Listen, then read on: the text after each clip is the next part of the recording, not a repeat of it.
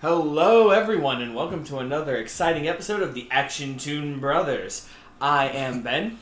And I am Matthew Lewis. And today is a very exciting episode because not only are we doing the last 3 episodes, the season finale of Legend of Korra Season 2, Yep. but we also have 2 very special guests with us. Oh yeah, let's introduce the first guest, his returning guest and friend of the podcast, Ed Bobinchuk.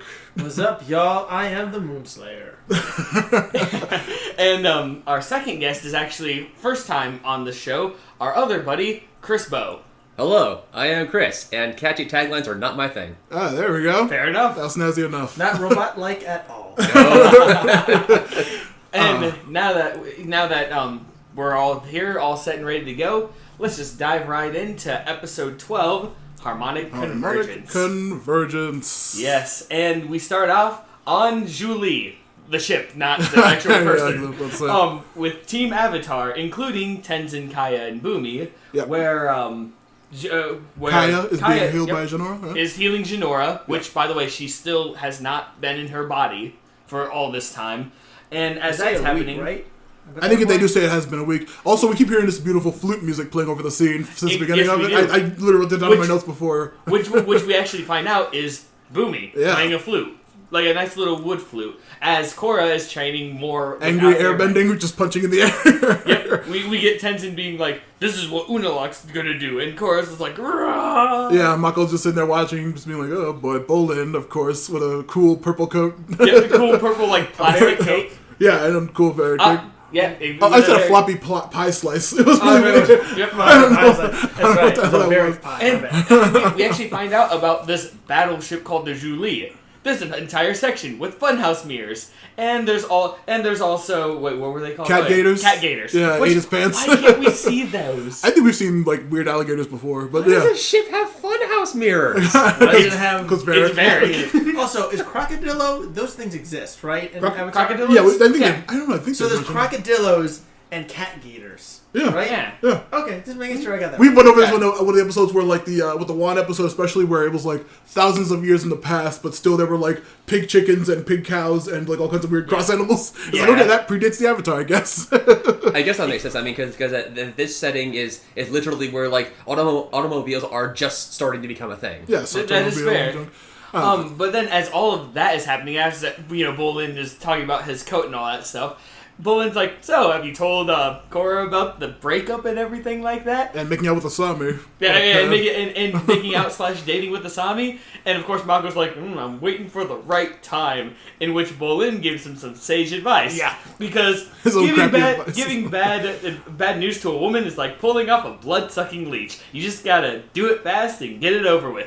Oh wait, haven't we heard this before? Yeah, he's like all in his brother's face saying, "Isn't that what you told me, you freaking weirdo jerk?" And of course Mako's like, I hate when you listen to me. That was so great. So he actually plans to tell Korra. In which case, Korra takes the training dummy and burns its head off, literally. Yeah, it's very funny. Tenzin's coaching her, and that's when she like, knocks the head off and it falls right in Mako's lap, with Mako's hair being burnt onto it, the straw. Oh yeah. And of course, Korra goes over and he's like, hey, thanks for the head. And Mako's like, Ooh, hey-oh. Yeah, he backs out and does not tell her. Oh god! Damn it, you guys! I don't say anything. But yeah, pretty much, he's awkward about it, but doesn't even get to tell her at all. Yeah, Tenzin's ready to ram the blockade, just to go full ham on Unalaq because he has Jinora. It's great. Yep. And of course, Kaya's like, wait, Tenzin, you want to break through? Yeah, action Tenzin. In which case, Tenzin's like, dude, I'm going to do anything to get my daughter back. I kind of like this part of Tenzin, because it actually shows the Katara in him, rather than the Aang side. Oh yeah, that's great. Bumi says he has a plan, but he just goes into one of his crazy weird stories, and about Tenzin's like, shut up. Pirates, a hurricane, 2 eggs, a jar of molasses, and it's just a good old time. But as all of this is being said, Asami comes in and some says, bad news. Yep, just says that they got a distress call and that something in the south just went down. Yep, that's when we see the team flying in. The gang flies into the base, right, with to meet Korra's mom. The weird, out of nowhere Southern Water Tribe base. Right, just out of nowhere thing. And of course, she's like, "Where's Dad?" And Korra's mom lets her know that, well, the Southern Unalaq took care of all of the Southern tribe soldiers that were following Tonrock, and Tonraq is now captured. I know I missed that episode, but that ending was super fantastic because it showcased not only Unalaq's ability at bending, but Tonraq, like, the singularity of his strength there. Also, though, I was mad that come on, you're about to punch him and grab him. Bring a little water with you, bro. It was a really cool fight between two waterbending bats, which we've never seen anything like that before in the series. Really do. I mean, technically, you saw that with Katara and I can't remember his name now. Ooh. Paku. Grandmaster Paku. Give me a second there, but yeah, you see that. Did they fight? I mean, this was two super high level, like crazy. They were doing crazy stuff, like freezing and unfreezing. I think Katara was actually fighting, while Paku was just being smug about it. Oh, he was fighting. It was a legit fight. But anyway, like that was a great way to end because you saw this. Unalaq is such a weird character. I know, again, I'm missing a lot here, but Unalaq is such a weird character because he's so spiritually strong and waterbending strong, but in a different way to Tonraq. Because, like, ironically, despite both being waterbenders and both being northern waterbenders, which, by the way, the Northern Water Tribe is legitimately, like, the worst. I'm sorry. I love water. I'm a water tribe boy. They have great people like the hell's his name? Yakone. Like Yakone. I mean, technically isn't Yakone from Republic City, though? We don't know where he's from, but I remember the episode we recorded that we made fun of. He's probably just some that Foggy Swamps hick or something. Yeah, we did. Right.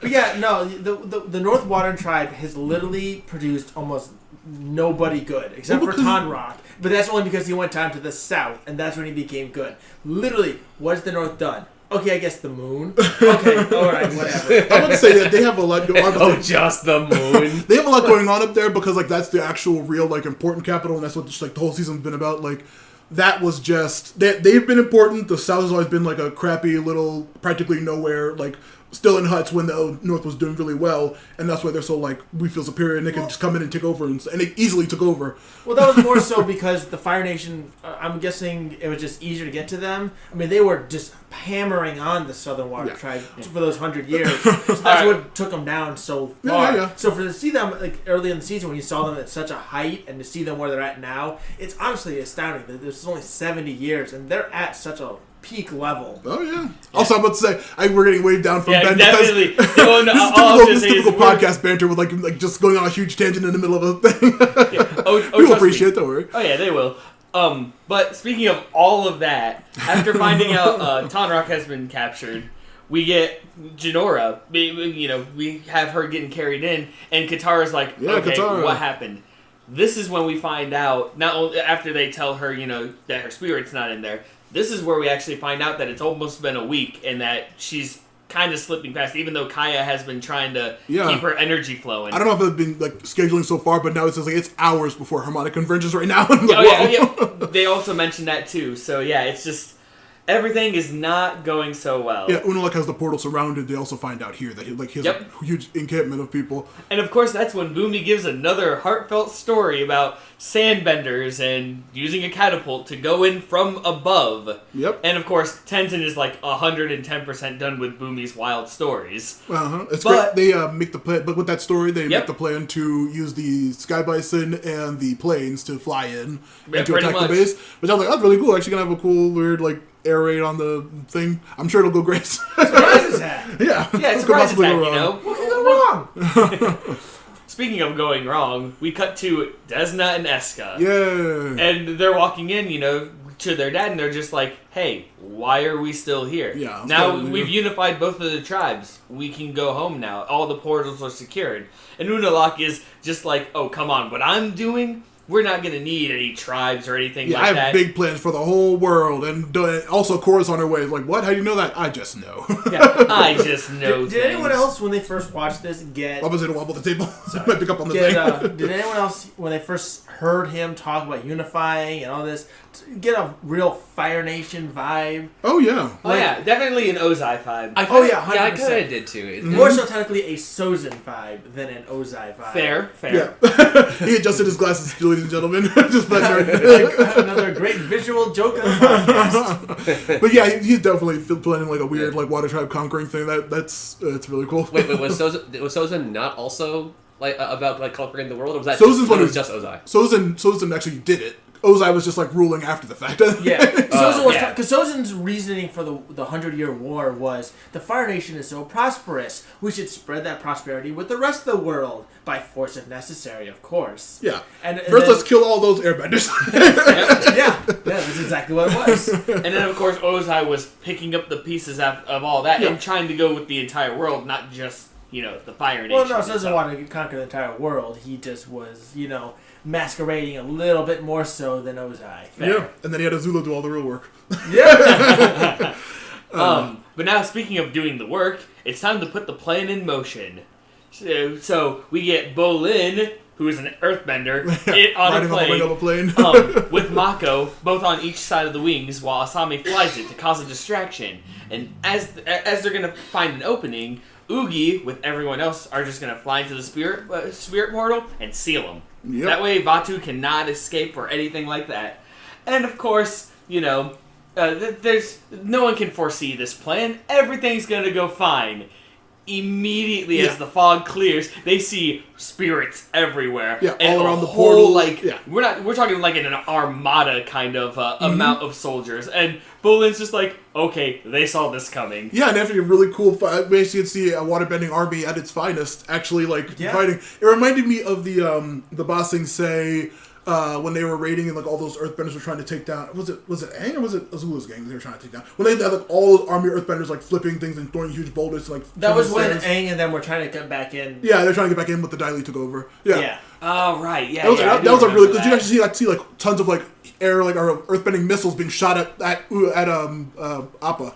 Right, yeah. But in this case, just like you said, we get to actually see, giant ice spears getting shot at. In, bomb bunkers. It was crazy looking. Yeah, it is. And, we get a whole bunch of, Mako actually shooting fire. And we also get Bolin. Yeah. Now, was he just throwing them, or was he actually bending? He was bending clay to attach the bow. It was the clay. And, of course, clay using the bombs. Varric bombs. You did also forget to mention the fact they asked if Bolin... Bolin, are you okay? He's like, I'm an earthbender on a plane 100 feet in the air. Yeah, of course I'm not okay. And of course, as all of that is going on, we get, Korra and company getting attacked by spirits, where we finally get to see Kaya just do what Katara does and take some water out and actually do some bending to attack. And, everything's going so well so far. Which is nice to see her do that because it tells you that she's been trained primarily in Southern Water Tribe style. Yeah, very true, Because as Hama tells you back, way back in the day, that's a Southern Water Tribe thing is, carrying water with you. Carrying water with you and finding water, from other sources than just a lake. Yeah. Right. And that's true. While the team, Korra, Kaya, Tenzin, and Bumi's with them on the Bison. And he's fighting a spirit, and he gets wrestled off of it very coolly. Off, and he gets knocked off. If I'm going down, I'm taking you with me. Yeah, Bumi just being cool as always. And of course, he falls off. And he's done. He's out of the fight. He's done. Yeah, he's we'll done. never see him again. But speaking of in the fight, out of the fight, this is when we get Desna and Eska joining the fight to take down that plane. I was going to say, it's when we get the line about Bolin's line, Nuktuk Sky Warrior. Yep. The next mover. Nuktuk Sky Warrior. The next I mover. didn't see that. Yeah, this one, they finally show up. Oogie gets covered in spirit goo. The twins take down the plane, and just the whole plan goes to hell immediately. Yeah, yeah, very quickly. And of course, everyone gets knocked out. The Northern soldiers come in.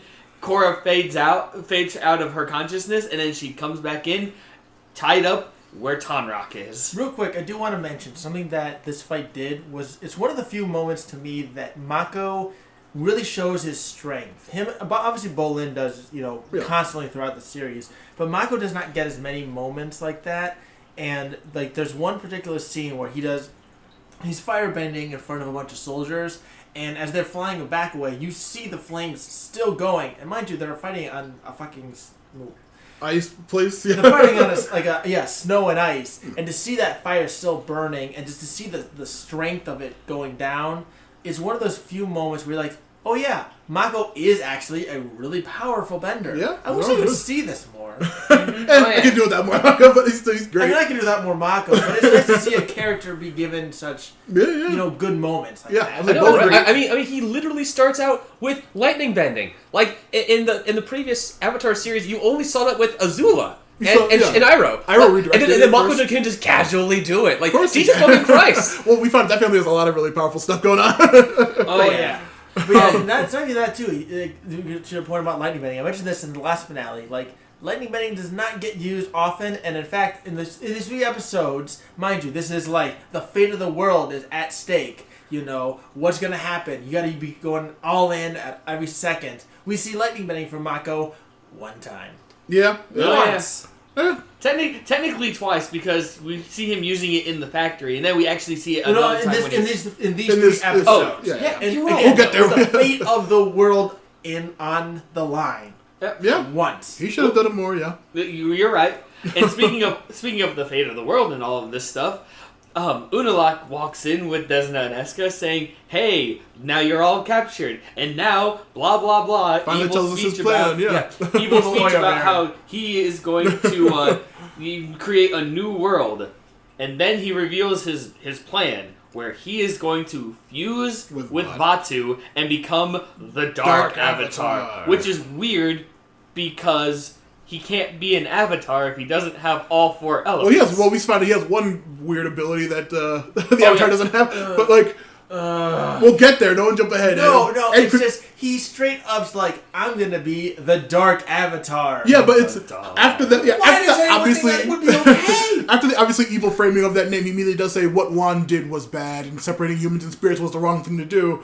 And it was like, okay, that's what he believes, and that's why he's doing this. I guess that makes sense, kind of. But why himself the Dark Avatar? Because Vaatu's literally a dark spirit.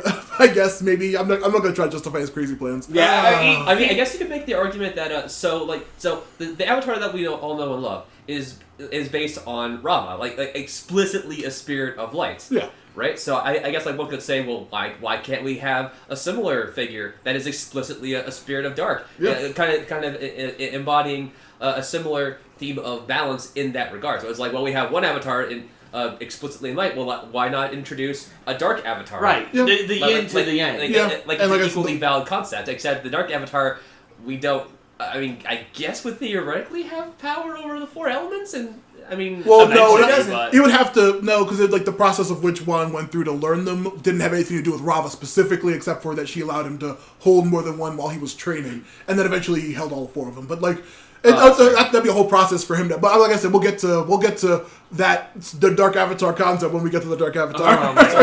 So I guess if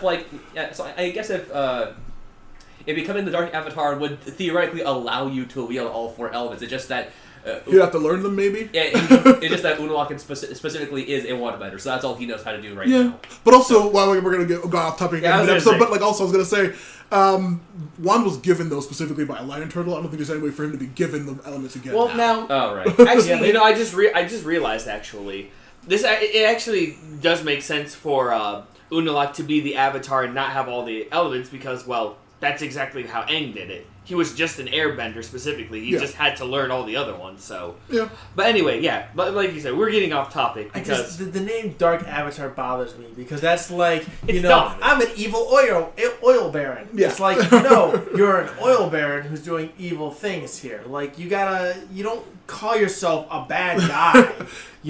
Because that's and that's something about Avatar and especially the Legend of Korra that I always loved is that.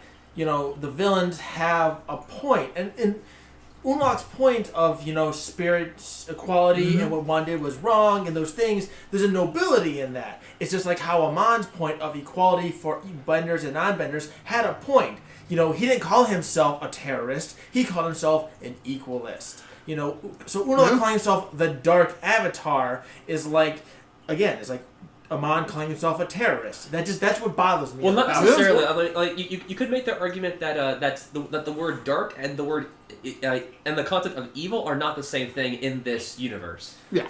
I mean, that's true, but 1,000 of darkness is like... I don't know what's wrong with that. Like, the darkness is typically associated with evil, but I feel like in this context, it's a force. It is an entity that exists. Yeah, the opposite of Rava. Rava wasn't nice, so it's conceptually, like, Vaatu, never said anything purposefully malicious, I guess. Well, he probably did, but, Rava was very jerkish and off-putting to humans and was like, yeah, F off, Juan, go away from me, and all that stuff. So, it's not specifically evil, it does sound evil because it's literally the aspect of a dark spirit. It's complicated, crazy stuff, but also, we're still, 5 seconds into the light and balance versus dark and chaos. Yeah. Who knows? You know. Well, no, they both want. Wait, did they both want balance? I don't even. No, He did not want balance. What's it called? Didn't want balance either. Rava? Like, I guess I don't even know. Well, she understood Oh, yeah, the concept. actually, she was purposely trying to hold Vaatu while I know we're gonna keep cutting off Ben because we're trying to wait for us to stop. I was gonna say Rava was purposely holding Vaatu in place. Vaatu wanted to escape and become more powerful. So I guess that's why technically he would be evil.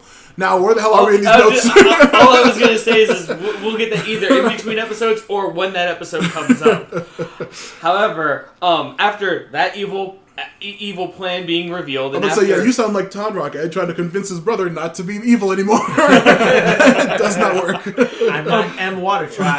We'll get there in a minute. Anyway, now that we have the evil plan in motion, and Unalaq is like, Desna, Eska, watch these fools. Yep. We have a little bit of hope. Kaya gives us a little bit of hope. Yeah. Bumi is still out We there. still have Bumi. And- What is he gonna do? Come on, guys. Cut to Bumi. Thank you, Tenzin. Yeah. Cut the Bumi, who is still alive. Yep, he's with the Dark Spirit who he wrestled off of the Sky Bison, and he starts to box it really Yeah, cool. he starts to fight it, and he learns boxes it very really cool. quickly that you don't fight a spirit with your fists because they punch back. He Yeah. had a cool like fake out there. Yeah, he did a nice Good little jab. fake. Yeah. He's like, I'm gonna wind up. Oh, nope. Other hand. Yeah. Uppercut. Yeah, oh yeah, he had some really good moments. Of course, they don't do but anything to the spirit. It just knocks him away, and he's just like, "Oh my!" He's like, oh no, I'm gonna throw a knife at you. It just goes through like gelatin, but then it flies right back at him. "Yep, knocks him out." And then he's just like, oh my goodness, I have my flute. When he pulls it out, it makes a little noise, and the spirit stops. Yeah, it's like, he's ooh. like, wait a minute. Plays a little bit of music, and the spirit doesn't turn light, but it does pacify a little bit. And he's just Yep. like, we have a music lover here, and cue the two best characters, Pabu and Naga. Yeah, I forgot to mention that they were left at the weird base when they No took the planes. tacular. Yeah, no. Oh, they're the best. They were left. They were left back at the camp. I don't know if we said that, but we actually they were never looking- they were mentioned looking them upset. until just now. Yeah, they decided to come and actually try to help. This is when you go back to Korra trying to convince her two cousins, like, hey, your dad's crazy and evil.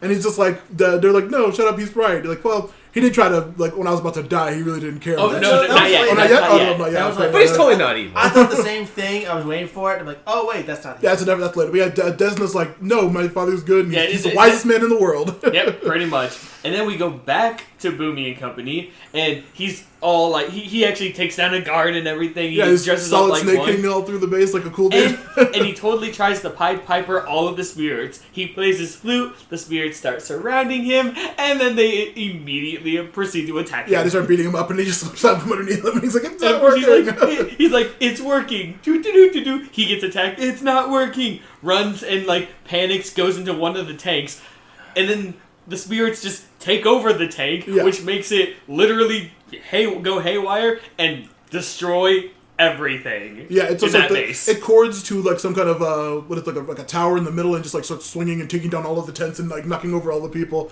It's That just, would explain to me though why the Water Tribe needs platinum mechanized. I was curious tanks. how they got them. Yeah. We know how they got them. Varric, remember? Varric didn't give them anything. Yeah, He did he not did. give the North. He didn't give He the did- North anything. The South probably was stealing the shipments. Oh yeah. Well, actually, yeah. Like the South, he was stealing them himself. He was taking them from Asami without paying, just because he's Varric. But like, I guess when the Southern people lost, I guess they could have gotten the takes from them. That's a detail No, that they didn't. we do. never saw this. The South had those. They would have used. But they were sending them to the South. That's what Varric's plan was. Yeah, Varric was going to send them to the South. They didn't pop out of nowhere. I guess. But And you what- can logic out how, but it's not really explained in the show how I they got just- them or why they would need them. They wouldn't need them because they have the goddamn spirits, which are much more useful. When I was watching the Night of a Thousand Stars, and there's the tanks that show up in it. I'm thinking, why does he have mechanized tanks? He's an evil oil baron or an evil waterbender. Like, why does he need them? Yeah. Just I'm supposed to think even blood bending in Nuktuk. In Nuktuk, oh god, that would have been really on topic. Ooh, for that the would whole have thing. been. But he takes down the entire camp with just the one thing. Really hilarious. But it even gets better because as the spirits are free, making the tank get destroyed and everything like that, Bumi ejects, flies over, and just happens to slide into the tent, knocking out Desna and Eska. Well, sorry, knocking them down. Yeah. Because after all of that, Desna and Eska get up, and Naga literally bumps their heads together. Yep, You mean she Naga bends? Yes. Oh, yeah, She Naga bends. You're right. And, of course, Tenzin's like, how did you do it, Bumi? Bumi starts to try to explain it. He goes, you'll He's never like, well, I believe just me used anyway. my trusty flute and whatever. It's like, oh, stories are true. Bumi's great. Yep. Bumi's fantastic. And then, of course, they have now a new plan. Like both this version of Bumi and the prior series Bumi were both fantastic. Oh my goodness. All Bumis are great. Yeah. Has it been mentioned at all that Bumi's facial hair is clearly inspired by the Fire Nation? Is it? Yeah, he's the same as old school Zuko and Iroh. He's got the points on the side you're and the right. point on the bottom. Yeah. He is clearly Fire Nation expired. I mean, then again, his general is General Iroh. So I mean, they seem to be based on the Fire Nation. Aren't they equal? The Bumi was a general. no, is Bumi was I'm pretty sure Bumi Bumi's a general. He's a second. He was a general, like second in command. I want to say. Oh, Yeah, they're okay. both And generals. he So, yeah, you're retires right. into this season. Yeah. That's right, he did. But yeah. Anyway, now they go to the portal because now there's nothing because Bumi bended all of those guys away. Asami's taking Tonraq to the healers. Yep, because Tonraq was like, I want to go, and Korra's like, no, get healed. Also, we're like, hey, Sami, you can't take on spirits and all that in this finale, so we need She could have helped. She could have helped. Dude, but she's got the glove. She against spirits. Come on. Well, the Benny doesn't do much against spirits either, though. So. Fair. It is more than an electrified glove. Maybe. Well, yeah, that's why he didn't lightning make, because lightning wouldn't have been helpful. There you go, Ed. It did help there. But now everyone else is gonna go in and stop Unalaq and stop all of this from happening. So they go in, and Tenzin, Kaya, and Bumi go to search for Jinora. And as that's happening, the other three members of Team Avatar go to fight Unalaq. And as Korra's trying to steal the portals. Yep. And of course, as Korra's stealing the portals and Mako. They also say if they fail, the way out might be lost forever or something like that. Something like that. How the hell are they gonna be stuck there? That's very weird. Yeah, that's right, because Bolin freaks out about that. Mm-hmm. But then, of course, all of this is happening, and all of a sudden, Mako and Bolin are trying to fight Unalaq. Korra's trying to steal the portals, but Vaatu's like, oh no, you're not gonna make it in time, blah blah blah. Yep. And he's absolutely right, because immediately the planets align. Yeah, Unalaq stops her with waterbending, right? He, something like that, yeah. No, she almost does it because Bolin Yeah. and Mako are holding Unalaq back. Yeah, they're doing really And good fight. Korra gets the thing, and she's just about to close it. And if they had not tried to do all these fancy plans ahead of time and just like, okay, you go, we need to go immediately. Yep. Would have closed on time, but nope. Seconds, boom, everything's aligned.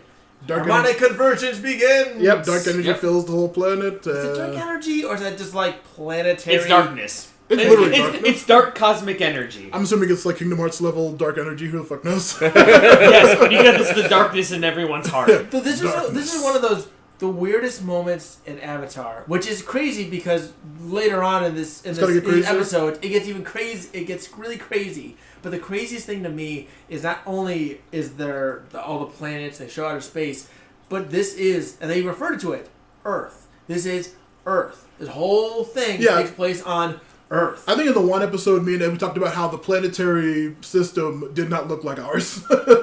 What the planets are and the way that their size and the way that the ringed ones and the things that aren't ringed. It was like, this does not look like our solar system, so yeah, maybe it's not Earth, who knows? Maybe it's just Earth-like. They refer to it as Earth. Do they? They say Earth. I don't know about that. They say that the Earth. They say the fate of Earth or something like that. They literally use the word Earth, and I remember that. Okay, well, I don't know. It's some kind of weird other Earth, I guess. Because, the planets are weird. But guess what? You're absolutely right. The fate of the Earth is going to be on the hinge because now that Harmonic Convergence is here, A huge explosion frees Vaatu. Yep, Vaatu is now officially free, and step one of Unalaq's plan, check. Yeah. Now time for fusion, maybe? It's like, the episode ends there. He looms over them evilly, laughing, and then the episode ends. Like This big bad evil guy in. Yeah, like an evil oil bear. Yes, because Vaatu is a big evil... I would say, like, Unalaq probably be like a crazy, corrupt pastor, because his spirituality stuff is kind of like a... Oh, Lord, you're right. analogous to religious stuff, I guess, for Avatar world. Oh, right. So he's like back in the day, France evil Catholic priest. France evil guy. France. Oh, Frollo? Francis. France. You Like know, the country, France. The country, France. I thought you were talking about a person named France when you phrased that Yes. sentence. Oh my goodness. I was like, So who the he's heck's- Frollo, is what you're saying. Yeah, he's Frollo. Yes, there. He's Frollo. I would say that's about He's right. freaking Frollo. Yeah. Also for like the mid-episode thing, Chris, we all know our preferred bending styles. Now, Chris, you must tell us what yours is. Oh goddamn, really? Yeah, that's what you Yep. do on the core episodes. Okay, great. I mean, and I'm totally not getting a hint from Ed. You got W. Hey, don't be a dunderhead. trying to coerce me into saying water tribe. No. Don't say listen- anything. Don't listen to that dunderhead. I did not imply anything. I told you my favorite. Yeah, he Yeah. told us his last time. I asked Ben in the first episode we did, so yeah, it's yours. Okay, well, look, so I don't have an immediate answer that I can give. Like, That's That's fine. fine, dude. like all those bending styles are really cool in their own regard. They have like their own uses. They have their own like representations and just like the aesthetics of like what the actual like body and hand movements. Oh yeah. Wait a minute. Oh, look like- This makes sense. We have one water tribe. We got, fortunately actually, 2 earthbenders. We have the Avatar. Who doesn't care about? He likes all 4. Hooray! I'm the Avatar, guys. Yeah, right. That's canon. I think someone just took a cheap way out of not giving a. Oh yeah, solid come on. answer. Yeah, he was building something. What's the real answer? God damn it! Through Okay. it. What's the real answer? Okay, so let's see. Like, Why is it water? No, anyway, it's very oh, why? Oh, thanks, Ed. Yeah, Chris, why is Earth the best? Hey, Chris. We're blowing Here, the crap out of let's- this mic to see. Let's change the. Let's tweak the question a little bit. Yeah, we know we were asking about favorites. If you were a bender, what kind of bender do you think you would be? I'll specify more and say in the Avatar world, which one would you be just in that time period? In the time period of in Korra. that time period with what the technology is at that time and the state of the world as portrayed in the series. If I had to pick exactly one, oh god. Yeah. It's it's kind of a tie between fire and earth, I think, just because as far as because I think I would probably prefer the bending styles that are the more practical and that are more have more of a that I can more easily benefit a community. Like earthbending to provide like structures, like create housing, or just or maybe even to I don't know. Deal some vines like swamp bending. I know That's water bending. I know it's a variant of water bending. But it's also a variant of Earth too. Water. No, it's not. Vine bending is water bending. That's You're right, controlling you the control water the inside water of in the the Yeah, vines. vines, Just like sand and rock and crystal and other things are all earthbending. Anyway. But So what you're it- saying it- is you would if you would probably do earthbending to build structures and make things stand, or maybe firebending, which also an extension is Generates energy. lightning bending to Yeah, give power. Well, right. So that's the thing. Firebending is great because fire has the potential for mass destruction, but it also is warmth and heat, which is literally the basis of life. Yeah. Technically, though, that internal heat is something that it's mentioned that's an airbending technique. That's actually where Zuko learned. Because if you think about back to the episodes of the prison, the cooler, is used to make firebenders not be able to firebend or anything. Zuko is able to keep himself warm because, the internal fire is something that he was taught by Iroh, which is something that Iroh picked up from airbending. That using that internal and everything and energies to warm yourself. Yeah, I would Well, say sure, also sure. the redirecting lightning was something that Iroh learned from waterbending. Waterbenders, So yeah, actually. he was Right. a very cool dude. Iroh was great. I mean, just the point being, producing fire is producing heat when there is no provided source of warmth and heat. If the on really cold winters, having fire bending available to you will prevent you from dying. Yeah. And then of course lightning bending is when technology is advanced enough to where you can have electrically wired lights. Yeah, they have radios and all kinds of stuff in that time. Right, because TV, I think, too, with the movers. because Yeah. in the first Avatar series, I don't think they even really had electricity. It No. was pretty much exclusively candles. Yep, Yeah. those torches and It was stuff why are that. you like, what's the point of bending up, throwing a lightning bolt around? Who needs that? and then in Korra, it was like the Industrial Revolution, where like they actually had like radios and other various means of like electric. Like infrastructure, so you need lightning benders for that. So literally, yes, it's from the factory. So what I hear is Chris wants to be a firebender, so it's still a 2-2.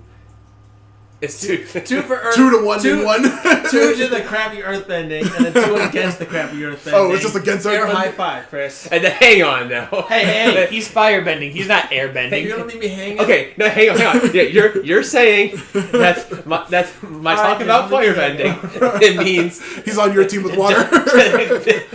Don't worry, listeners. We'll never have another guest that does not like earthbending again. You don't have to worry. Because I promise. Wait a minute. Actually, time out for a second. You're cheering on Chris when Chris says pretty much he gave a lot to fire and earth, mind you, but to fire, which is the exact opposite of water. They're two sides of the same coin, though. He's just against us. Are they? 100%. Yeah, I was gonna say, hang on, are they? Yeah, elaborate on that. Firebending is more about being offensive. You're forcing the opponents into the positions that they want through aggressive movements. Whereas waterbending is about letting the opponents come to you and moving to their movements to where you want them to go so you know where they're going to be. I mean, if you think about it, Amon used bloodbending to control other people so subtly that he could both dodge and move his way closer towards them. If you've ever watched Amon's bending and the way he, or I guess not bending, the way he fought, he always would start far away and worked his way. Just slight movements here and there. You know, waterbending is a very defensive about it. It's about taking your opponent's movements and turning that against them. Whereas firebending is about using your movements to force your opponents to make mistakes. This is fair. That is very fair. Well, we could go on for much, much longer, but we should probably get back to the next episode. Thank you for your answer, Chris. We'll have you down as a firebender, I guess. Hey. He's fire with some earth, so give him some credit. He's a firebender, not an earthbender. Air high five, Chris. Sure. Air high Boom. five. Folks, they just air high-fived. It's very disrespectful to the actual podcast hosts of this channel. I'm very disappointed. Speaking of which, I didn't realize there was a correct answer, Matt. Sorry. You're supposed to say earth. It's Matt. Of course there's the correct answer. So, hey, what is the next episode, though? Next episode, Darkness Falls. The last time is all about just like the last part of the episode with them failing to close the portal. We see Vaatu just like looming over the team again, and smiling Unalaq's just like, yeah, I won, it worked. He's just cheering on. Did it. Yep, Korra immediately goes to the Avatar state, and Unalaq just knocks him away. She starts her battle with Vaatu. Yes, she does. Yes, she does. Some really cool betting on her part. This is when we cut to Bumi, Kaya, and Tenzin in the spirit world searching for Janora's spirit. Which is great because Bumi's like, I know how we can find Janora. We'll just track her footprints and follow them. And of course Kaya's like, we're in the spirit world. Nothing leaves footprints. Here, I'm going to try a thing. She sits down and starts meditating. And we're talking just like the trying to do a mantra. Oh, yeah, she's just like, I think she's that way. She points in the direction. And Bumi's like, you know what you're doing. I feel a lot of spiritual energy. And of course, Bumi's like, we're in the spirit world. It's everywhere. Yep. And of course, Tenzin's like, this is pointless. I'm going to ask for help from a spirit. Yeah, this is when they go to that weird, crazy-looking tree. Tenzin's like, excuse me, spirit, can you help? And then a crazy... It was just a weird-looking tree. It was like, I'm going to go find a spirit. And they go to this tree where this, like, dark brown, nasty, wetty looking. Yeah, very weird. Pretty much. Brown tree. You never see those anywhere. No, it was like dark, angry. It was like clearly molded. It's not like this opening to this hole in the tree was not naturally created. Something carved its way into this tree and is spread outwards. But it looks pretty gnarly. Looks sinister. And of course, in their part of the spirit world that they were in, it was like, oh, nice, vibrant colors. And then they go to this like dark, brown, earthy kind of. It's like, red flag, anyone? No, it's fine. This crazy scorpion spider monster comes out and tries to web them up. There's a little cuttlefish head thing. Yeah, it's a very weird amalgamation arachnid thing. Anglerfish. Yeah. To see like that's why he went to the French. He saw like a little anglerfish light, and then immediately he's just like, man, go away. And he tries to attack them. They fall off of a cliff, and they are completely lost as to where they need to go. Yep. This is when we cut back to Korra, who is still bending like crazy. Immediately already is like whooping Vaatu's butt, kind of. Doing some serious damage, but she is then caught by his weird, crazy vine ability. Vine tendril. Oh yeah, that's another thing that I would say when we get to the actual thing, there's a couple things that Unalaq can do that aren't Avatar stuff, but they're different from the Avatar. But we'll get to that when we get to it. But then we get outside where we see Mako and Bolin trying to hold Unalaq back. Did you mention that he got thrown out of the spirit? Yeah, I said that she Avatar stated him and just knocked him away. Well, she airbended him and threw him into the portal, and Mako and Bolin went out there, which bothered me because they had an easy solution. Just earthbend like all the way up as high as you could, Bolin. Just move earth and make this giant wall so you couldn't get in. Bolin says he doesn't know here's the issue with that. Take him, though. Even the as good of a waterbender as Unalaq is, he could have made ice so tough that it could have cut. Yeah, but it's easier to see like that go in and destroy the wall, or him trying to fly above it, than it is. Oh, we're gonna try and stand by this 360 portal and try to find this guy who's hiding among the trees. Yeah, Bolin says even like, I don't think we can win, guys, and he's like, no, we can got this. Mako says that they just need to delay him for Korra to beat Vaatu, which he already was doing, so it should be fine. Exactly. If you make a giant wall, it should delay him. Yeah. It's not gonna stop him, but it should delay him. Well, Bolin's not the cleverest, but he's the greatest, so it's fine. Bolin is best boy. Not the cleverest, but the greatest. Yeah.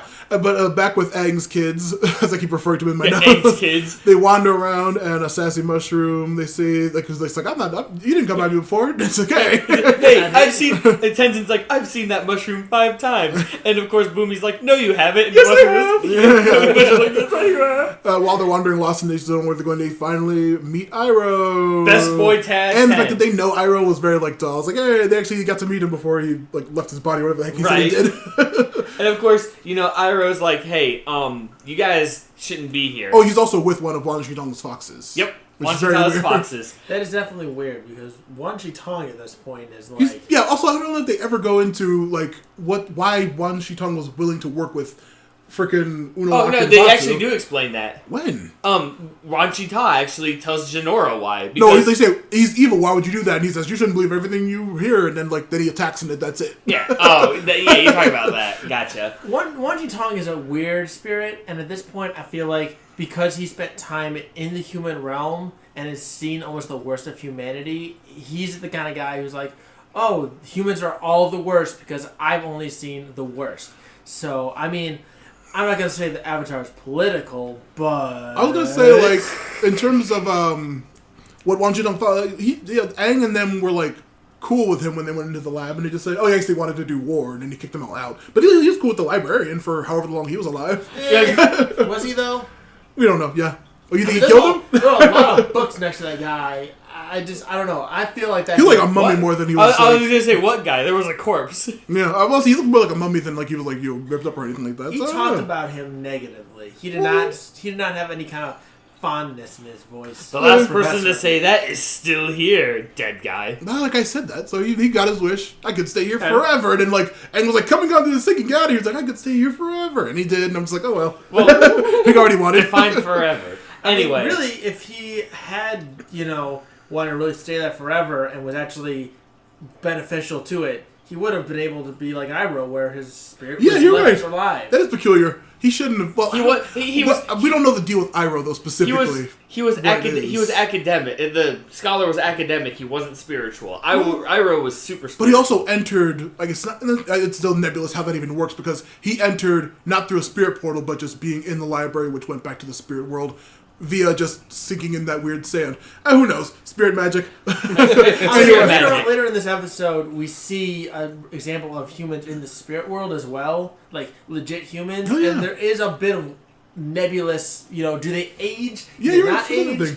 Are they immortal? I guess you're right. Wan Shi-tong probably did kill the librarian. 100%. Wan Shi-tong killed him.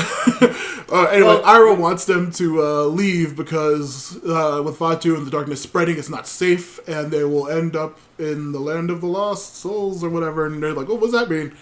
outside, Korra keeps like fire breathing to get out of the ropes and the vines, which is really cool looking.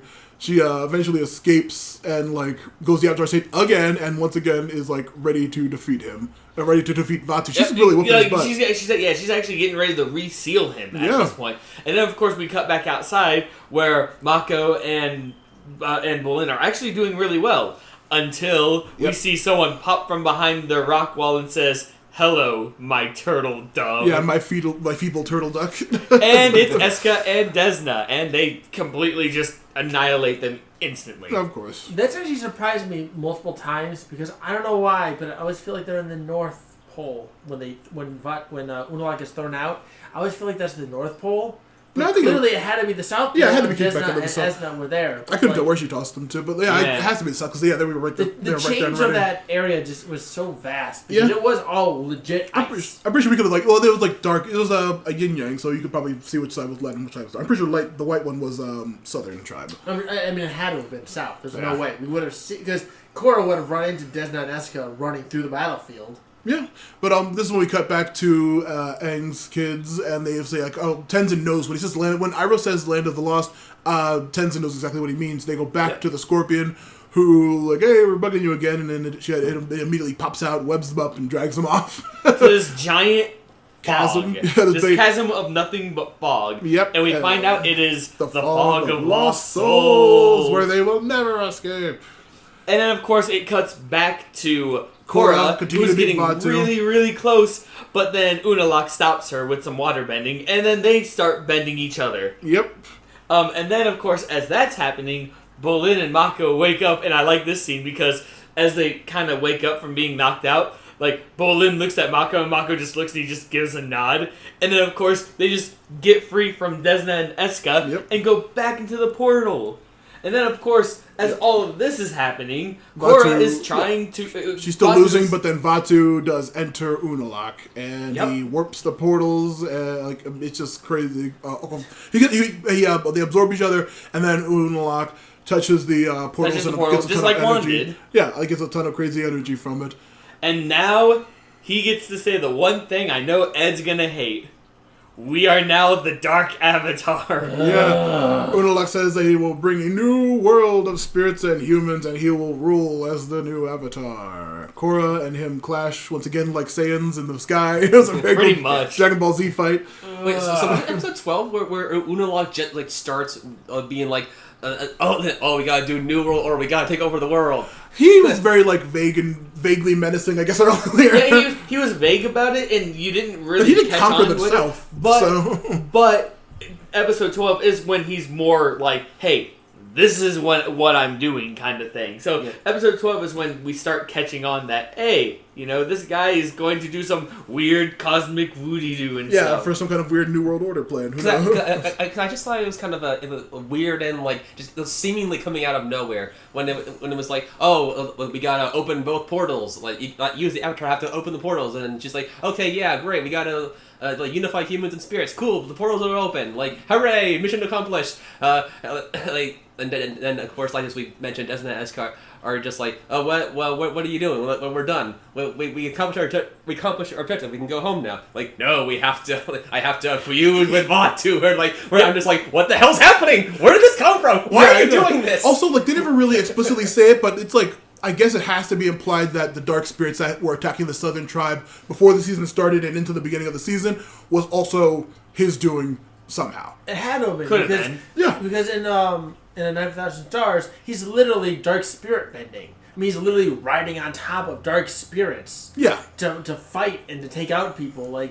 There's no way that it is, we're cool with this random human being on our side. Yeah, he 100% had to be behind everything from the beginning. It's very weird and his plan's very bizarre. But we'll get to the Why did he call himself the Dark? I get when they fuse, but why did, when he was unfused, he call himself the Dark Avatar? Well, don't worry, you'll have another why name. Why did he just call himself the new Avatar? Or call himself, I will be the true Avatar. Why did he have to be the Dark Avatar? Why did Unalaq call himself this? Well, they have another name in a minute. Why?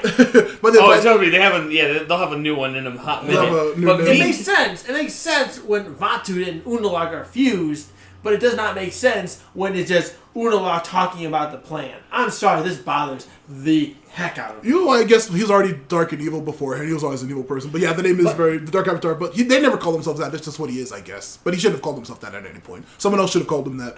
But it would have made more sense. But anyway. now we go back to the Fog of Lost Souls. Yeah, the kids wander the fog. I keep calling them Aang's of kids, course, even though they're very that's elderly. what- They're right. like in their 40s, I'm pretty sure. They're technically Aang's They're like in kids. their 50s, I think. But Bumi makes a very good point about this fog.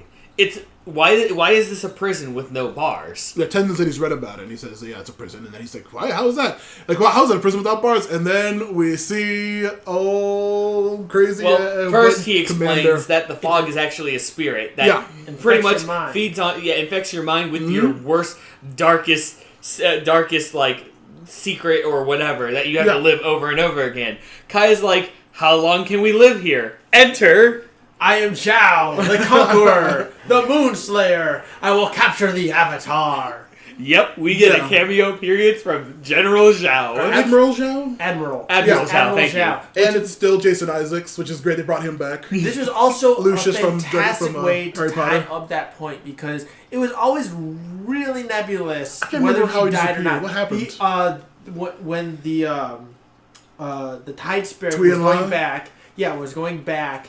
It shows up because Zuko has got him cornered and everything, and the spirit grabs him and pulls him under the water. Yeah. And you're thinking, oh, he just drowned? Okay. Because Zuko tried to save him and he couldn't. Yeah. And you're thinking he just died right then and there. But this was a really nice way of like the spirit like, no, I ain't gonna kill you. I'm gonna throw you in spirit prison.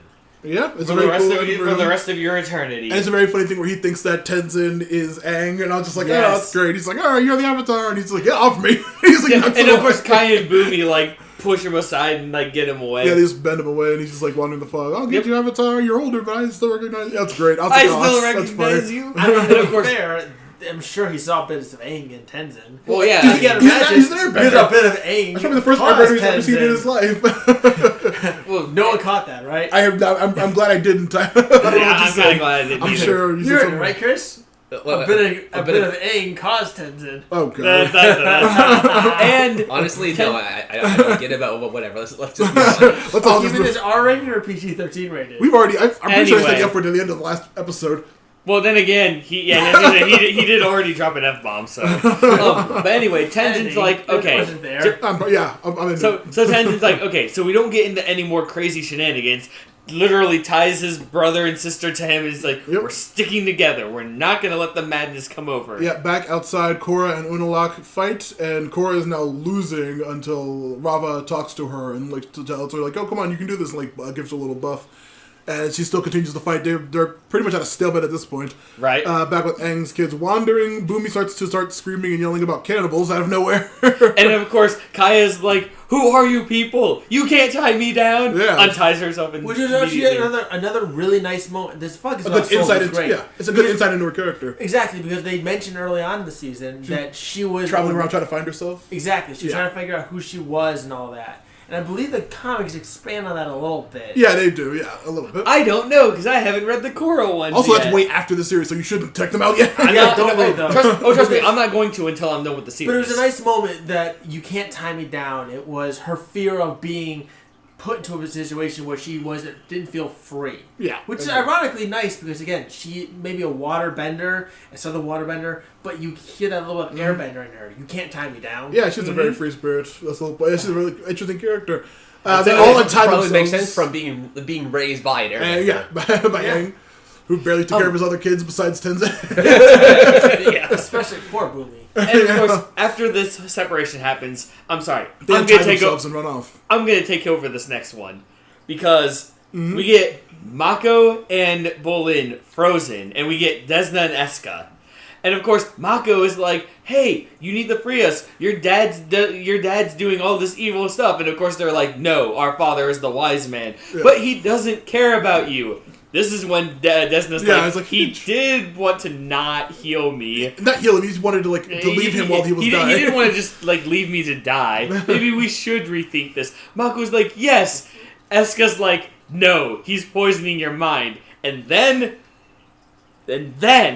Bolin starts bawling. Yeah, it's great. And of course, he starts crying and like, I'm sorry, Eska. I've always loved you. And of course, Eska's like, explain more.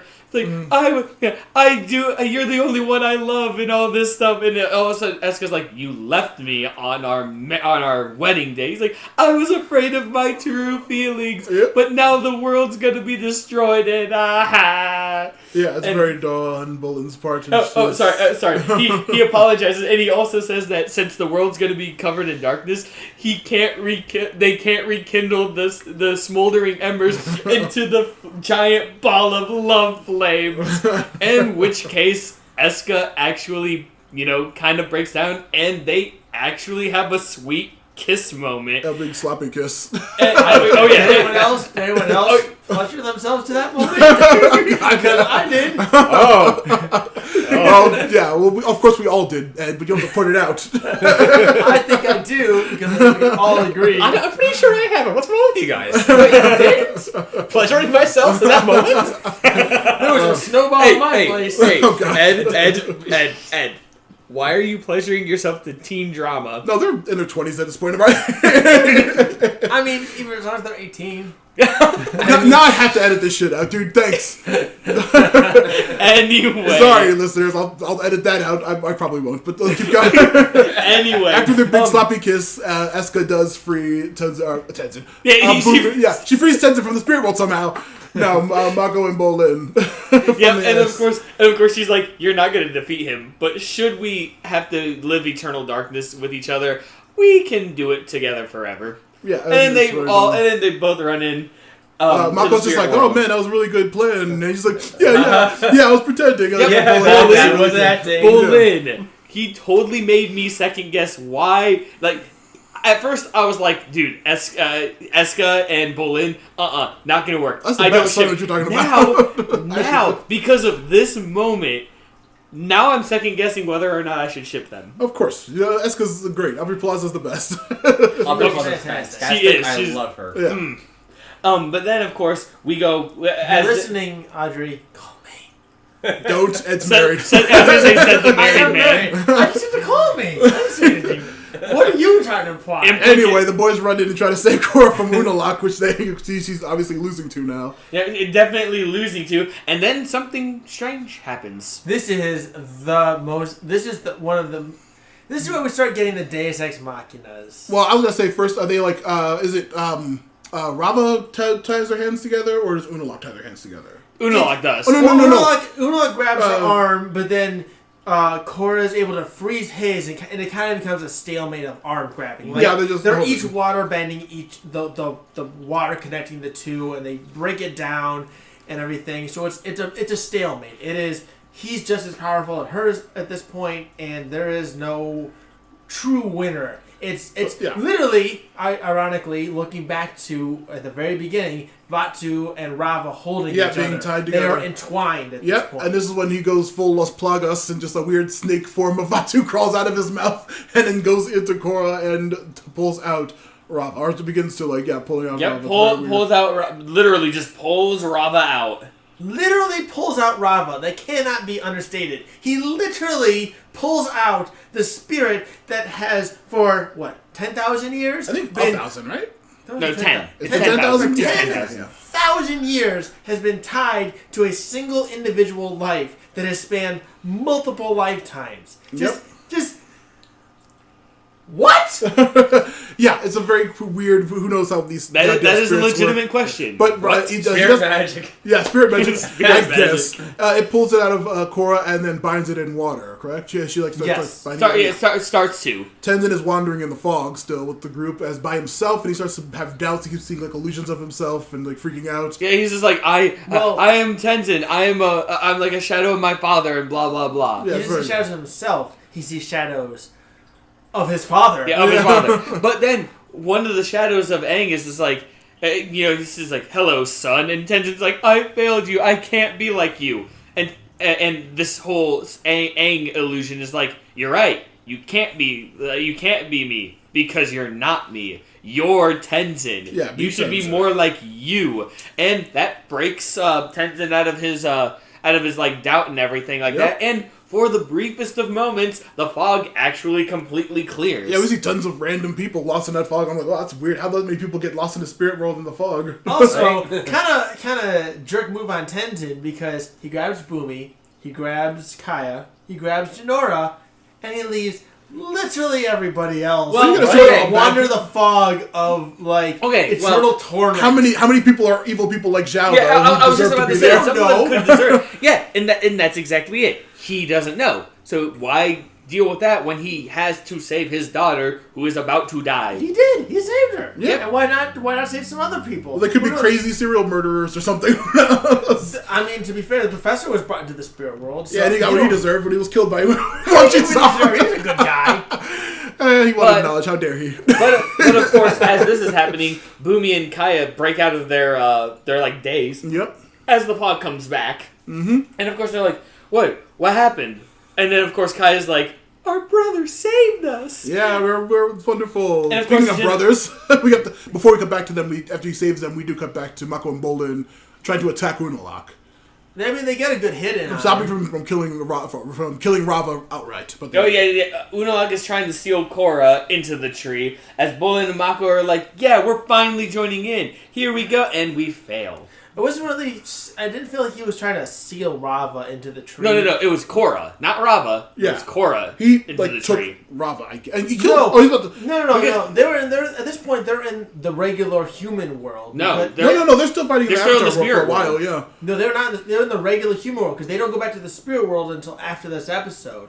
Because Korra almost gets crushed earlier on between regular glaciers. They go through the portal. They're fighting the regular world. Yeah. Where Rava gets ripped out is in the human world. I don't think that was in the human world. No, I'm certain that was still Korra was. There was ice on the ground. The spirit portal looks like it's made of ice. It's all jaggedy white stone. No, the spirit world is legitimately it is round and it is earthy and it is rocky. They are in the human world. They go through the portal. They have the fight. She almost gets crushed behind the boulder because how else would the waterbending Unalaq have crushed her into the ground? Oh wait!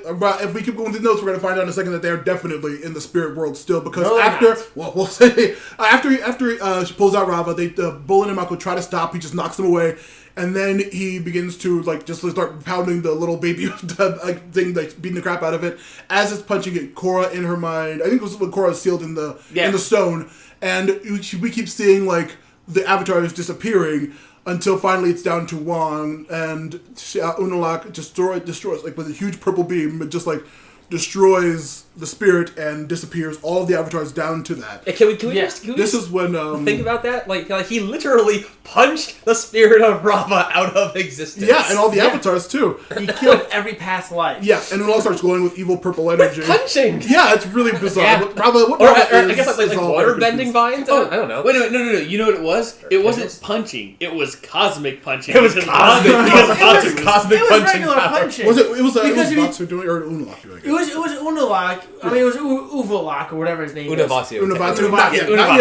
Because you notice that the bending does affect them. You see when they're fighting that the bending does Blast actually block parts out of Vaatu earlier on. So that's what this is. They are in the human world though, because after that, Unalaq is like, I'm going to suddenly grow into a giant monster. I was going to say, before he goes into a giant monster, he reaches up and breaks the Borealis in the regular human world. No, he breaks the two spirit portals apart. He's inside. No, they're not together. They don't pop up until after the Harmonic Convergence. Do we need to just bring up source material just to confirm this? Well, we will between episodes. Yes, we will. I'm telling you, I will die on this sword. Unalaq turns into a big evil red titan monster and breaks the portal beams open. That's inside the spirit.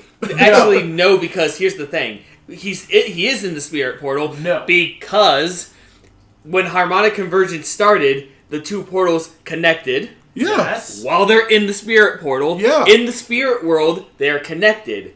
Unalaq turns into the giant monster and touches the Ark. Yes, he does. Yeah, he definitely does. And as he touches the Ark, he then teleports out of the spirit world, and they are all still in the spirit world when Korra goes out cold.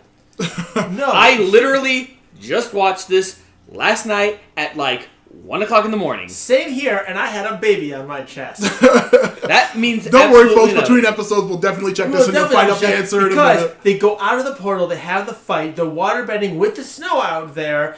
He almost at one point he almost crushes Korra. That's when Rava is like, "Oh no, Korra! You know our story will not end here." She was Avatar State, bursts her way out. They have the fight. Rava gets killed. He's like, "I've done it. I am the now true Avatar." He touches the Aurora Borealis that is touching the human world. They even show Tenzin's children and wife watching it. He touches that. Well, the Aurora Borealis that happens isn't until at the next episode, because Unalaq pops up big and purple and red. That's what he and then the episode travels. And then the episode credits. That's what it But gets. I was gonna say. By the way, after Korra gets out, that's where the episode ends. Because Tenzin, listeners, we will take a break right now to check this. Wait, no. Before I will tell you why I am right. Because Bolin and Mako are in the spirit world when Desna and I can't say their names right now. When they're frozen, they are in the spirit world. They go out through the portal, and that's when they see Korra and Unalaq. That's when they see them, is in the human world. We'll find out now as soon as we take this break. All right, we're just getting back from watching the scene, and do you have anything? I'm eating some crow pie. So hey, I'm eating crow too, dude. What happened?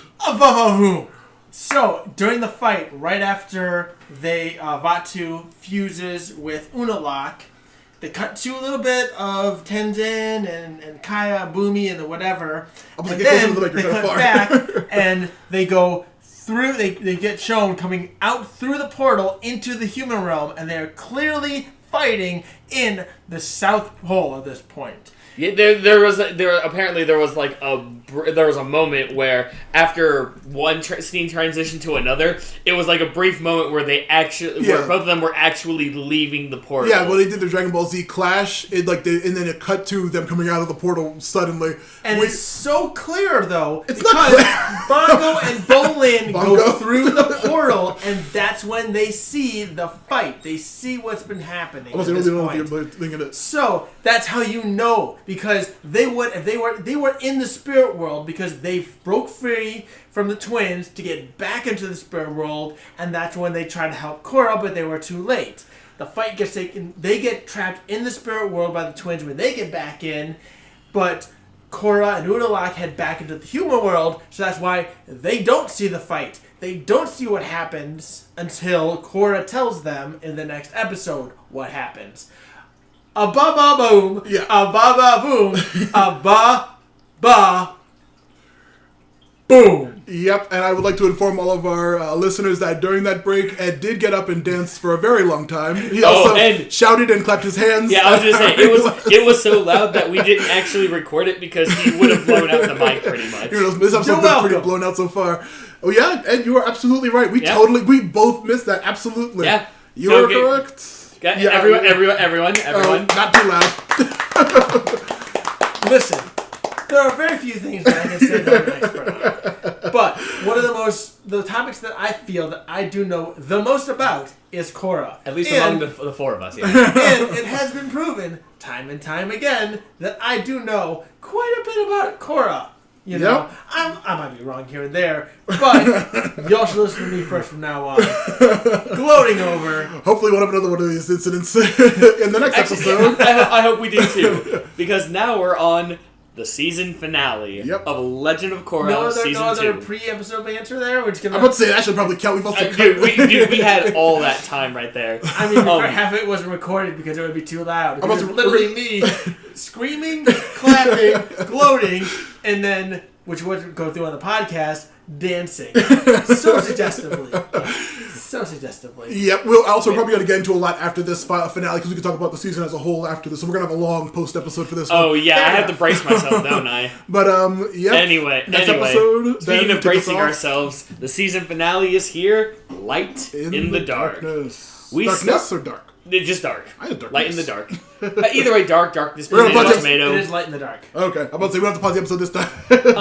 But however, we start off actually in Republic City, in where the Northern Lights, as our friend Ed has stated, Boom. are there, and I say the Northern Lights, Aurora Borealis, actually, but anyway, and President Raiko is, being like General Iroh. Or this one we see Tenzin's family watching, seeing the... Yep, this is where we also see Pema and the others. They see it watching at one point, but the lights took over Republic City. While the darkness was taken over. Yeah. Well, no, it's when the Harmonic Convergence kind of happened. Yeah, well, that's what I'm saying. When the world, when it shows the picture of the world like getting covered in the dark energy, I don't think that's dark energy. It's purple, and Spots is purple. So. It's nebulous spirit magic. Okay, there we go. When it was being covered, we'll just say. But anyway, and then of course it's like General Iroh, are your troops in position? And Iroh's like, yeah, but what are we fighting? Cue any introduction. A Gundam. I say it was kaiju. Yeah, for the first time I see he's like a Gundam missile. I say just Titan. Right. I got a real Titan vibe from this, to be honest. Not because I've been watching Attack on Titan. I wrote kaiju. Chris, why didn't you own seasons 2 and 3 to give me? We'll get into Attack on Titan. Well, not on this is actually Toon Bros, not Anime Bros. Anyway, though, falls out of the sky like a weird giant monster. Yeah, just goes down, crashes, and literally stands up. And he's like, "Rah!" And of course, everything in the military throws everything that they have. Doesn't work.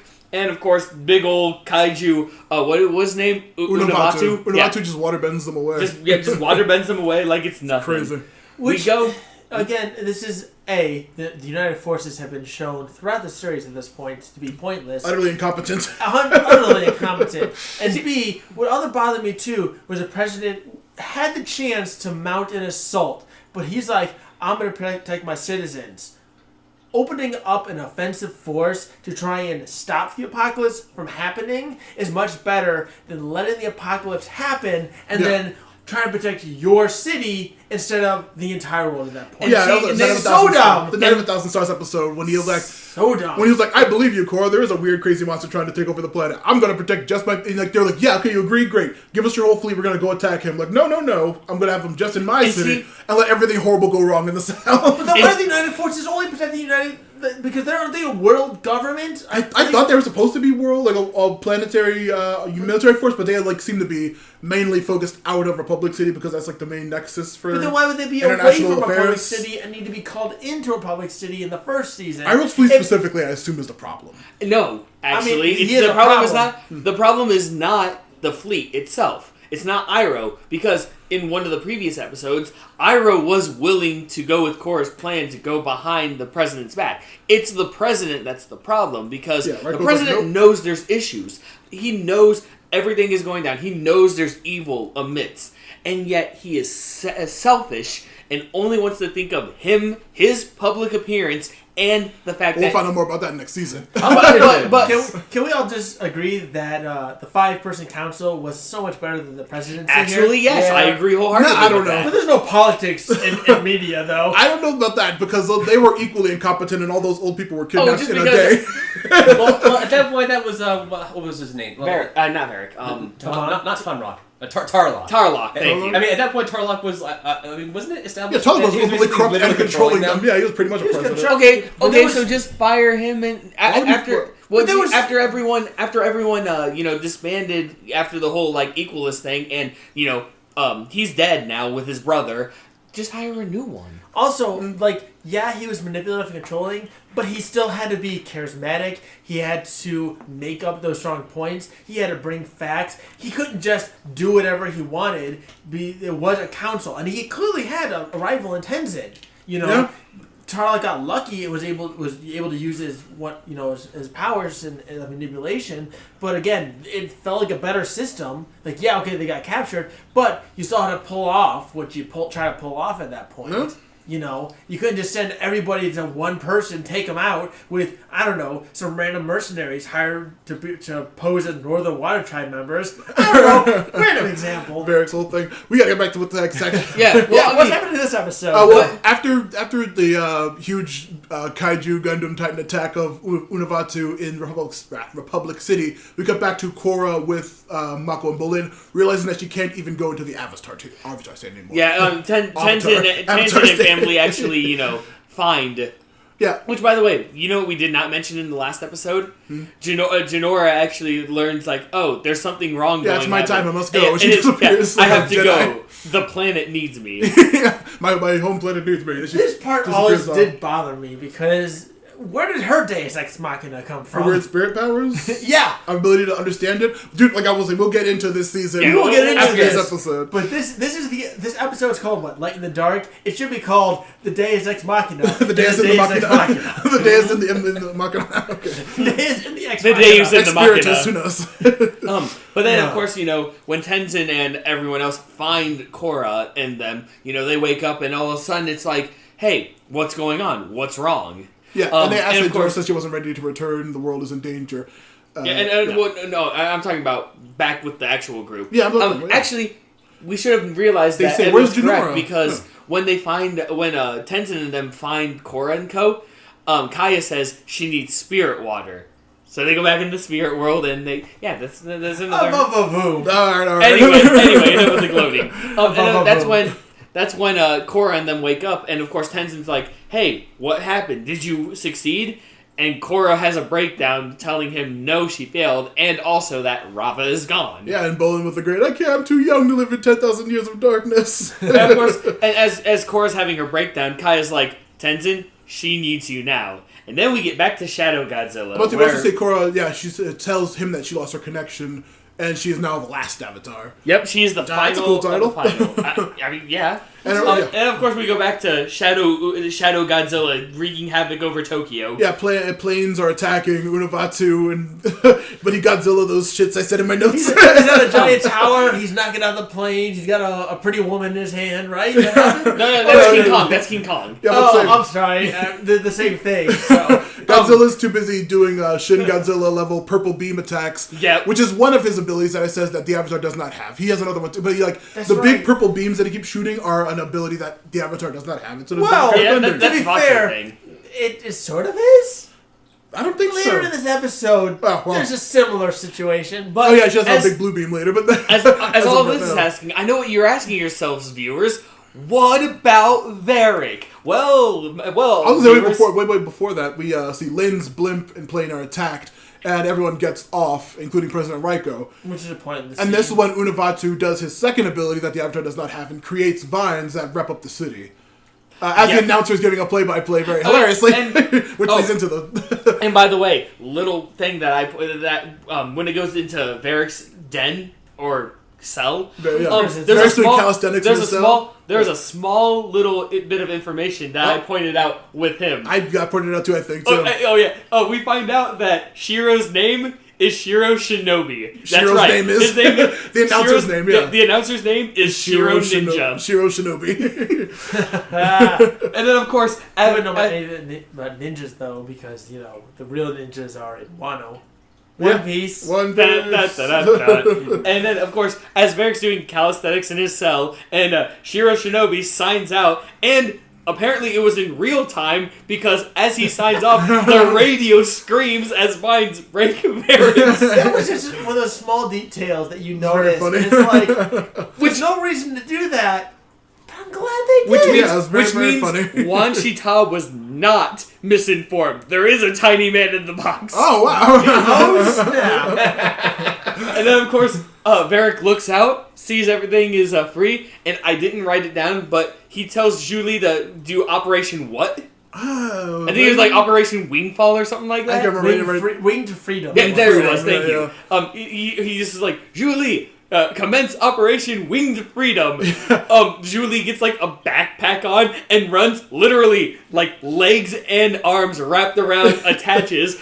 And then and a belt. And a belt. Yes, you're right. And of course, Varric jumps out, and all he says is, Julie, do the thing. And she does the thing. In this case, it's wings pop out of her backpack, and they fly away. Yeah, it's also hilarious.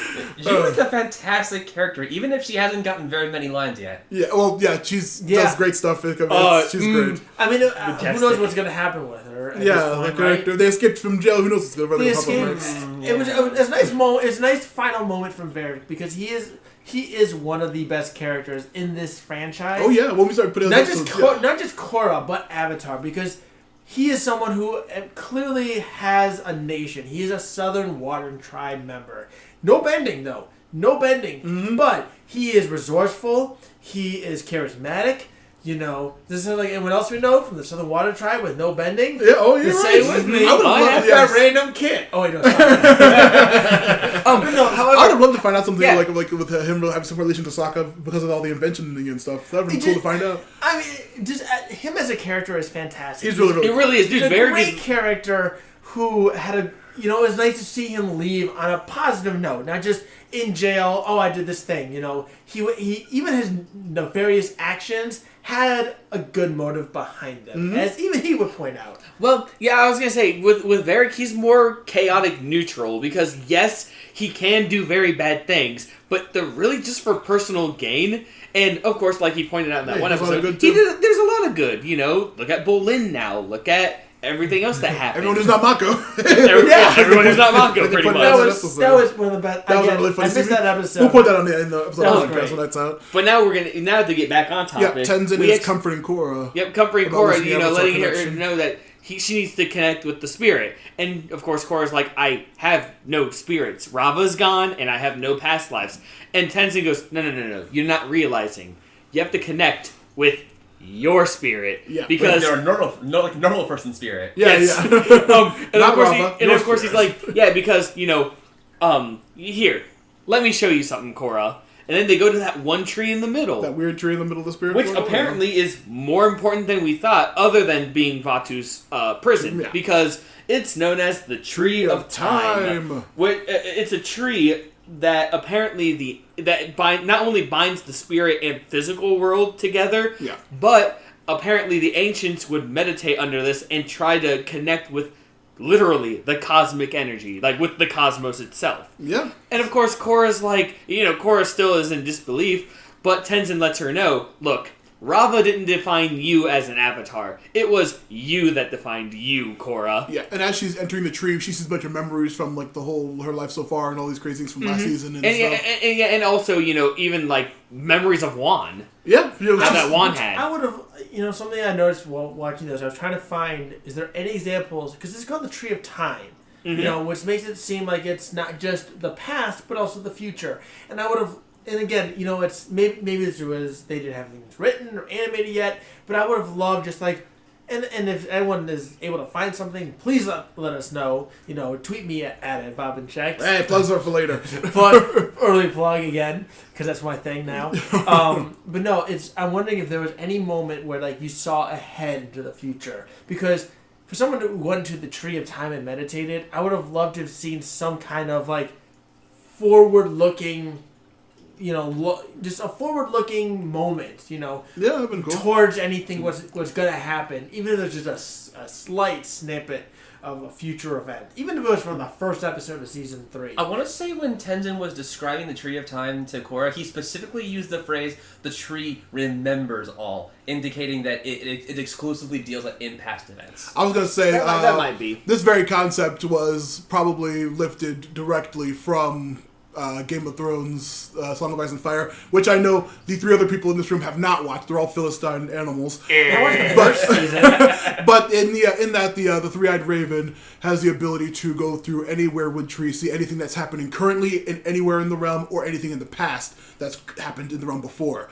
So like I feel like this is like pretty directly like she can see, because the very next thing on our notes is she sees Vaatu attacking the city, and she also sees all the way back to when Juan first got Rava. She can see all the past and the present currently. Right. Yeah. So of course, knowing all of this, Tenzin's like, hey, you should try meditating here in this tree and, you know, finding your cosmic, your spiritual energy and, you know, make this your kind of power. Yeah, and of course, bend the energy inside yourself. Yep. And of course, you know, after, you know, a nice tender moment where... A little hug, just like, I'm going to go meditate. Thanks, Tenzin. You are a great teacher. I'm sorry I spit on you earlier in the season about being a bad teacher. And Tenzin's like water under the bridge. And then like air under the bridge, because he's an airbender. Oh, get boy. it? Anyway, next on the note. Anyway, we see her meditating, and of course we see kind of like in Avatar: The Last Airbender when Aang would like look and see like the path that leads to the giant, like, him Yeah, holding when he a was ball. meditating with Guru Patik. Yeah, with Guru Patik, yep. We see that only with Korra, and of course Korra goes over to the ball of light and enters it, and now she has a bit of power. And a bit of power, she turns into a giant. Real quick though, is anyone, when Aang did it, his character, his avatar, spiritual person, shirtless. Korra's clearly had some kind of shirt on. I just want to say that I find that very offensive. but no, it is. Yeah, if it wasn't, if we're gonna try and talk about things in general, I just want to mention that there was a weird moment that you clearly saw a specific outfit on her that included something. Was Aang shirtless when he was training? He was shirtless at those moments during the there you go. the meditations. It's whatever your spirit feels like connected to at that time. But she was wearing her snow robes at the time, fortunately for the rating of the show airing. I mean, there's a possibility, but I don't know. I always noticed if the show was a modicum more mature, they could have done some more stuff. They kill a lot of people. So I mean, it's one thing. I mean, you look because I mentioned earlier. If you look at Attack on Titan, yes, they are clearly the female Titan was a clearly female person, but there was no defining features. Sexual characteristics? Yes. Well, to be fair, there was literally no skin. I'm about to say, if we're going to go on a tangent about Attack on Titan, like, their sexual secondary characteristics are not present in any Titans. Except for that one specifically, just vaguely looking female. True. But anyway, that's besides the point. But yeah, Korra, literally no genitals. Yeah, but I was going to say, like, in regards to Korra going into that weird thing that Aang had to do all that crazy, forget about Katara stuff to do. If Aang had done that, would he have turned into a giant blue monster kaiju and then stomped back to Ba Sing Se to get or whatever he was doing at the time?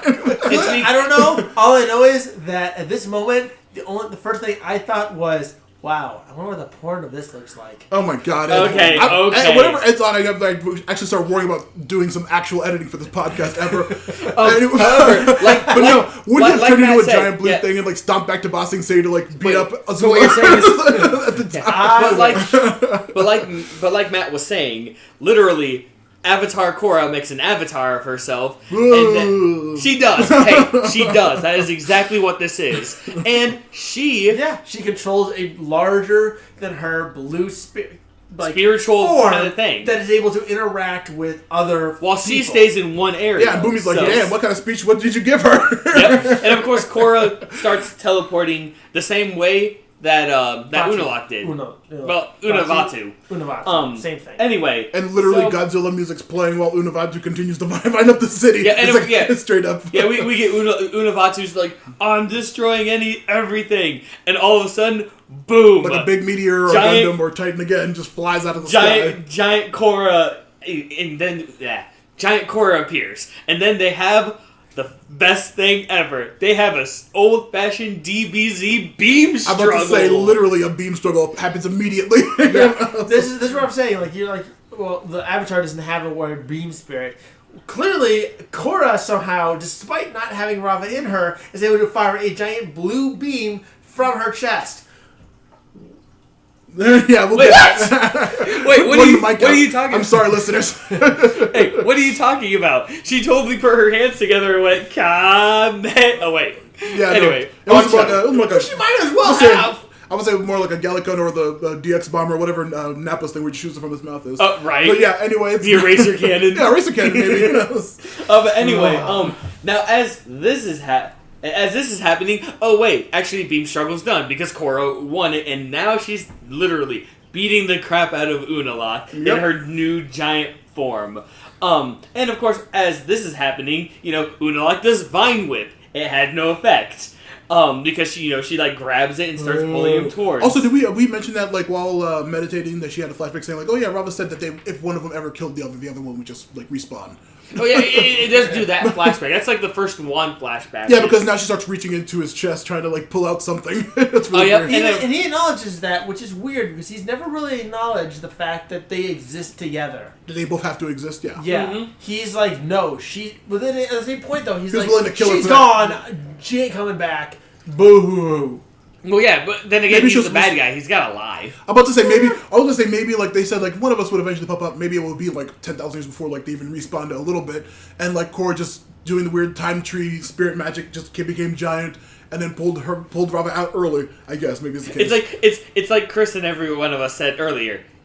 Spirit magic, yo. Yep, spirit magic. And as all of this is happening, Korra again tries to like find some weird thing in Rava's chest, in Vaatu's chest, and he's like, he's like, you can't find it. And then Korra takes a big hit. Back to the spirit world, we see dark spirits are coming over towards the tree. Yep. And of course they're all like, oh no, they're going after Korra's body. And this, Ed, is the one moment where we get to see lightning bending. Yep, we get to see Mako use lightning Basically, again. it's the only lightning bending of the season. It's like, at this point, does he get one lightning bending? One lightning bending moment a season? Maybe he's no Azula. Maybe he takes a lot out of him. He's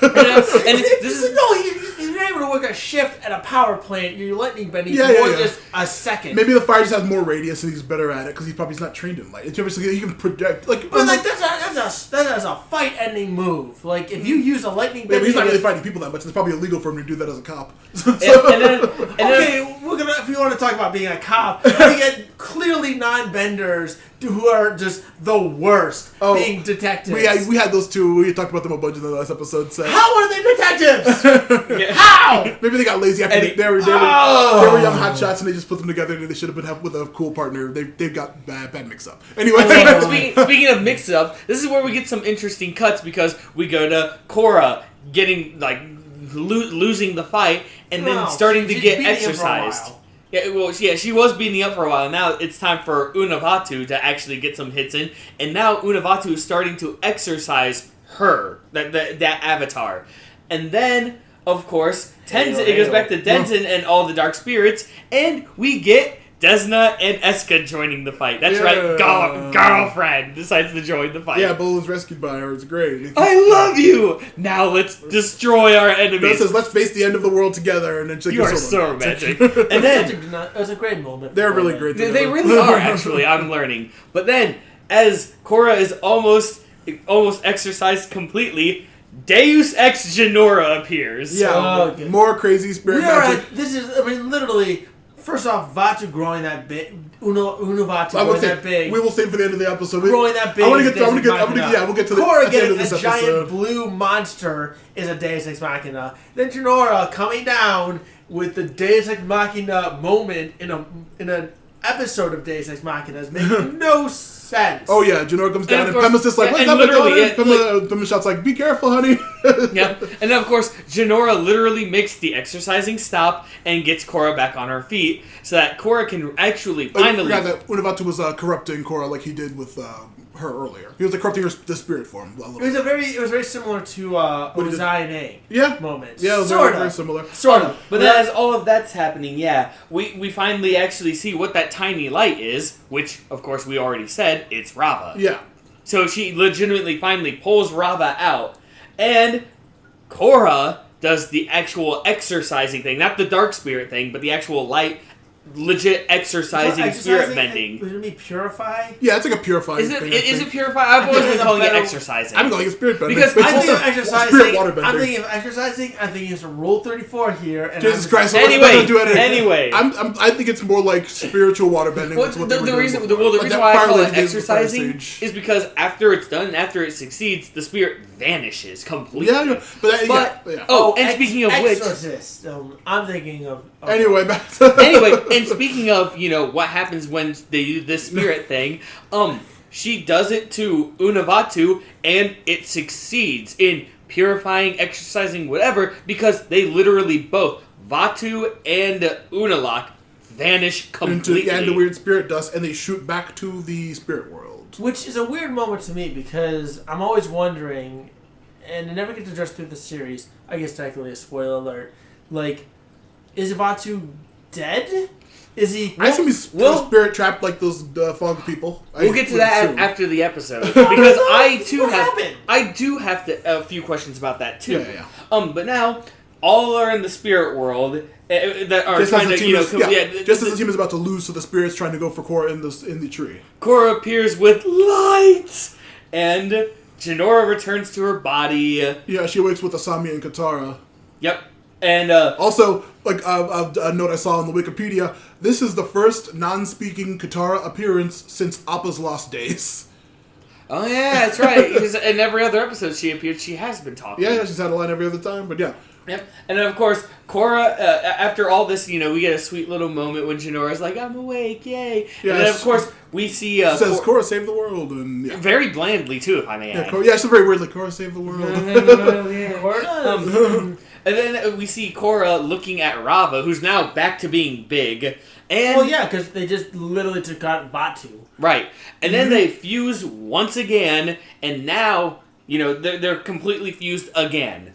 Now, before we get to anything deep like that, we actually see, Korra apologizes to Desna and Eska because she couldn't save their dad. And they're like, what, you thought we actually cared? He became a monster. We're not okay with him anymore. We're actually not gonna be all, oh no, we hate you and stuff. Mm-hmm. And then Eska brings up, what are we gonna tell Mom, though? Uh-oh. And speaking of which, Bolin walks over and says, hey, I'm not a fan of long-distance relationships, so you should totally come back to Republic City. Eska's like, no, we're not coming back. In fact, actually, this isn't going to work out. Yeah. He's like, but what about... And she's like, I got emotional over the, trying times. And even Bolin's like, yeah, I did too.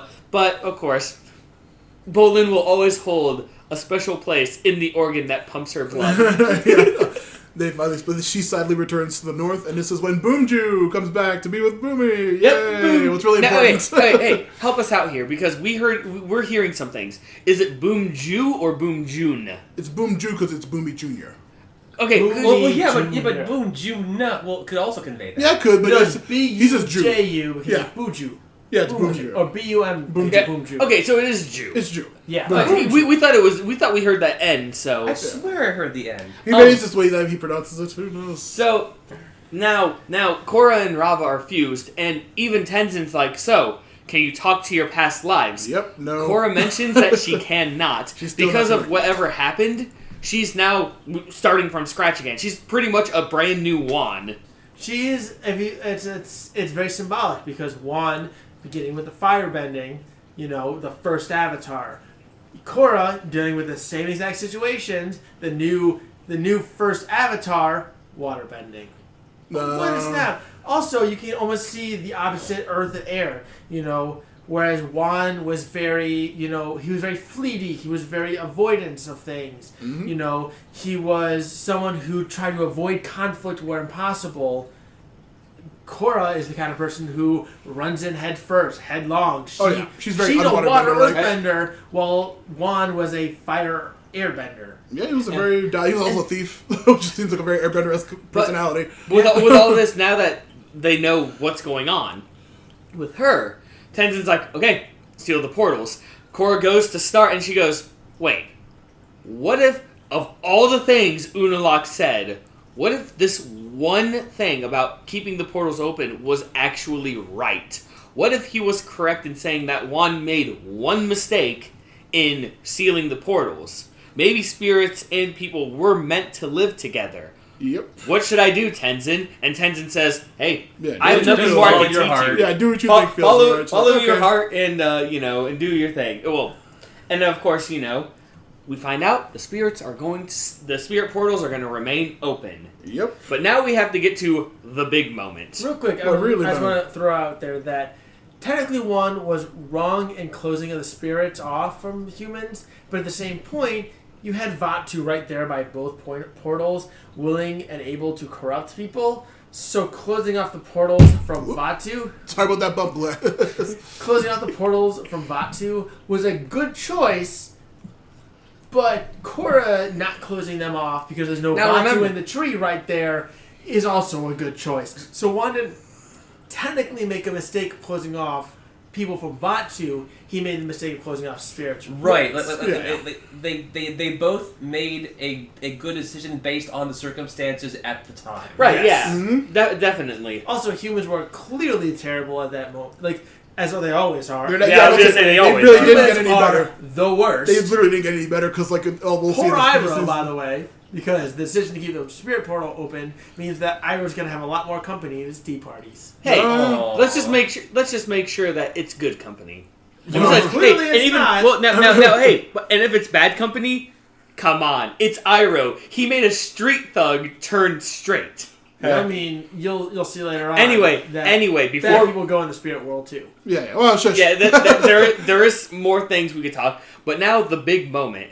Mako, after so long, finally goes to really Korra and confronts Korra about the breakup. And after he tells her, Korra's like, yeah, I mean, I did forget at that time, but then I meditated under the tree of time, so I can remember that. That's fine. And, after some discussion, they actually agree that they should stay broken up. Yay! Finally! I mean, They kiss and say that they'll always love each other. And biggest fallacy ever. Sorry, go on. That's fine. They don't need to be together to love each other, I guess. And of course... Bolin hugs Mako and says, dude. hey, it's all cool, man. Yeah, I like it because Bolin, ever since he met with Varric, can now read the room a lot better because he's just slides in. You want a hug? And Mako doesn't even answer. He just gets a hug. Because, as Chris will say, hopefully with me, in unison, brothers don't shake hands. Brothers gotta hug. Yeah, there we go. Darn tune. And then we cut to Korra at a podium in the Southern Water Tribe. Yep. Telling them that the South Pole is now officially independent again. Yeah. And get the hell out of here, North Tribe. And Tonrock is their leader from now on. He's the new elder, or the chief. The chief, yes, the chief. And then, of course, she also mentions that the portals are going to remain open. Mm-hmm. And this is going to be strange because nothing, this has never happened. The world is constantly changing. And now she's going to use Raba's light to still protect. Yep. She's not going to be the bridge of the spirits anymore because now spirits and people are going to have to learn to coexist with each other. And now they're entering a new age, which then you get to see this really beautiful a bunch of spirits and Boomju. And then that's where the episode and season 2 of Legend of Korra ends. Yep, we are finally done with season 2. And the Doomsday device has shifted the polarity of the Earth. Yep. Oh, spoilers. Oh, no, that's not a spoiler. No. I was literally, that's the line that Bolin says after he says that. He's like, oh, because this and this. Oh, whoops, spoilers. For the episode. I was actually quoting. But anyway, so... Alright, so now I want, since everyone except for Ben has seen this season before, what did you think of this season? I knew this was coming. What did you think of this season compared to the first one? Hold on. Oh my goodness. Where do I begin with this? First off, you always blindside me, even though I know you're gonna ask me this. So, compared to first season, that's a tough thing to do because each season is definitely different than the last. Than the last season. It's like comparing different books of a series. Yeah. Personally, I definitely like this a lot better than season the first one. Really? The season 1. But now here's why. See, this is why it's difficult. Because with season 1, I liked the political stance. I liked the whole, terrorist kind of thing. What I like about this one is now we shift from the actual physical aspect of things to a more spiritual kind of thing because let's be honest. Yep. Korra had troubles with her spiritual training. Yep. This focused on that. With everything going on, the whole spirits and all that stuff like that, there were some moments where I'm just what is going on kind of thing. And yeah, there were some... I did also like the other part of the whole... It wasn't just about spirits, because I did like the whole noir setting with Mako being the Mako and Varric plot was probably my favorite thing about this season. It was amazing. And see, I'm a sucker for things like that. I'm not... in my opinion, some people don't do the whole mystery noir kind of thing correctly. Korra did it right. Oh, yeah. And of course... up to that season finale. Oh yeah, let's say regarding Varric, you were convinced that Varric didn't do it. I even told in the first episode, I thought it was maybe like a triad, like doing some really good, like, you know, covering it up, because we already learned that they apparently had plastic surgery with Yacone. Yeah, but he literally changed his face. Like barely. but then the next episode, I even said it in the episode. I'm like, look, I'm gonna fess up. I wanted to not believe that he did it, and we find out, of course, he freaking did. Yeah. But of course, he was more chaotic neutral because he did bad things, and of course, he did it for himself, obviously. Yeah. But good came out of it. Bolin is now a better person. He can actually do more with things. Korra, you know, now everyone knows about that whole thing, etc. Yeah. But then. What? I was going to say, what did you think of Vaatu, Unalaq, and his whole plan regarding all that nonsense? So, my thoughts.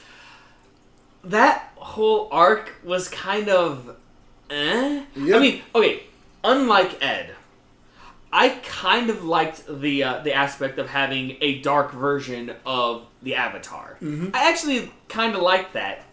Unfortunately, they added him becoming a giant monster. Yeah. Unpopular opinion though it may be, I did not like the giant battle between Korra and Unavatu. I did not like that at all. It was very weird and dumb. It kind of really pulled everything out of like the whole feel of everything. And of course, Deus Ex Genora. Why? Deus Ex Machinas are pretty annoying at times when they get overused. They are. Yeah, they can really ruin a plot, huh, Ben? But wait, what? That's a personal joke. Anyway, but to you, Ed, my whole thing about the whole like dark Avatar thing. This is just an opinion, obviously. I'm not telling you have to like it, but I think the reason why he called it the Dark Avatar was because he knows how the Avatar came to be. He knows that the Avatar is a fusion of the light spirit and you know, the person who can control the four elements. So in order to combat the Avatar, because we always thought it was going to be, you know, just the Avatar itself, he was going to fuse with the dark spirit to become a dark Avatar to combat the light Avatar. Yeah, the reasons why it happens make sense. Just like him referring to himself in that name just sounds dumb. Okay, but I'm waiting to agree to fully comment until that's fine. But now, you know, getting up to this, the whole spirit world, everything about the spirit world, I loved it. Especially, don't get me wrong, in Legend of Korra, Bolin is best boy. In Avatar: The Last Airbender, best bender is Toph, obviously. But best character, best boy, also is Toph? Iroh. No. Best boy is Toph. No, yeah. Sure, why not? Best boy is Iroh. So. I find myself more relating to Iroh than Toph. Although I freaking love Toph. Like they're kind of tied as number one rather. But anyway, the second to last episode when Korra lost Rava, I was scared. Like I was. It's a very good. Oh my goodness!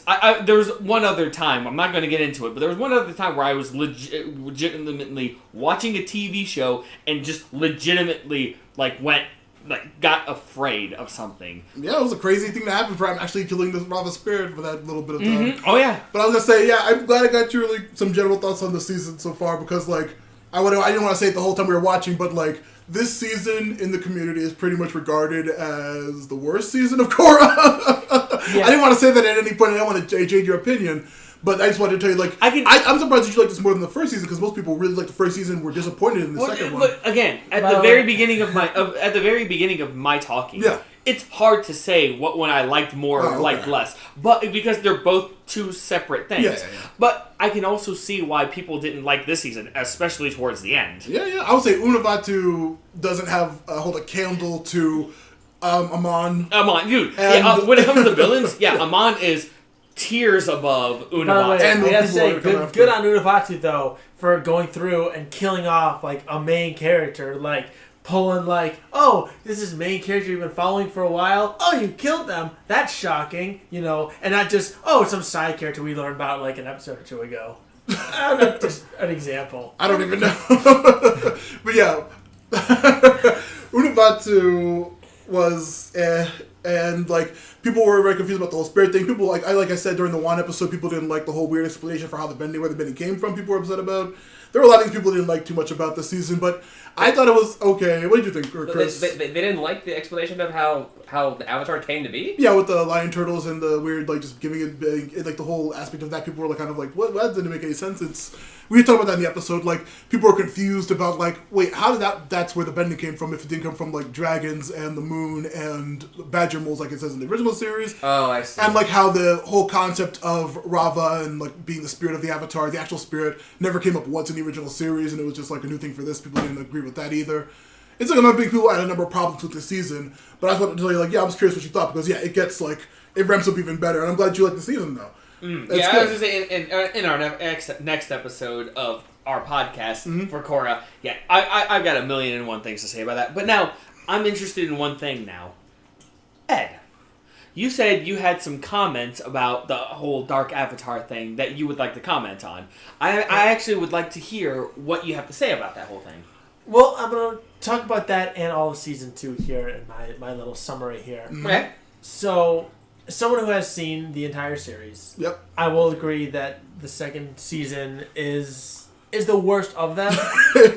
I'm really gearing up to say something nicer. No, it's not that I dislike the season. It's that compared to what comes and everything, it's the weakest of the three because it's the four, right? Of the four. Well, I say the three because it's clear that season 2, 3, and 4 were all built as part of a full story. Season 1 was always built to be a one-season, one-and-done franchise. That is 2, 3, and 4 were meant to work together, and going forward, you see that. You see where seasons 2 and 3 influence the following season and further on. That is true. Like the end of season 2 sets the tone for season 3. Yeah, and 100% season 4. Yeah, and that's probably why it's hard for me to compare season 2 to season 1 because yes, season 1 was a standalone thing. Oh yeah. And then now 2, 3, and 4 was its own thing. So season 2 had a lot of ebbs and flows. The opening was a little slow. You know, there's a lot of changes. Mako's still terrible. That's always that consistency. You had to stay in the water tribe that long. That was the best part of it. But no, it's season 2 has a lot of good moments. The Wan episodes are honestly to me the best episodes in all of Korra, and I don't say that lightly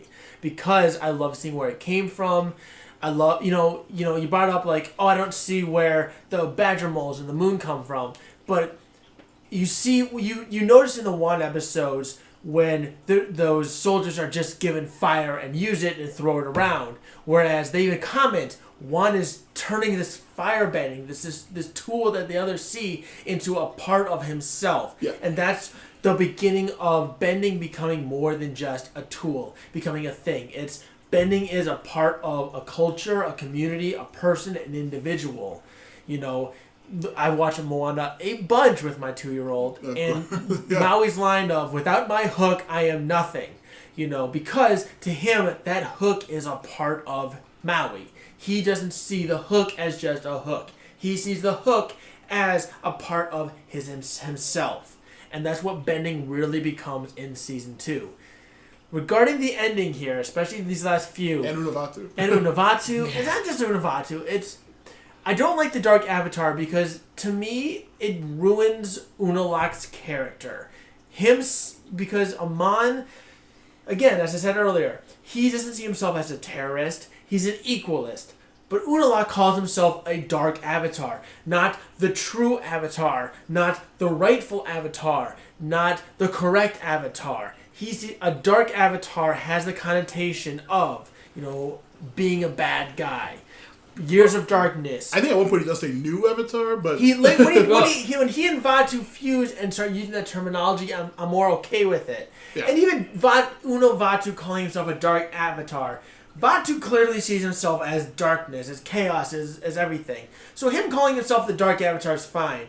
But Unalaq not seeing himself as doing the right thing for the right reason goes against what Korra is about at its core. Well, now now I understand everything you're saying about that. Like, I'm not saying like anything is like.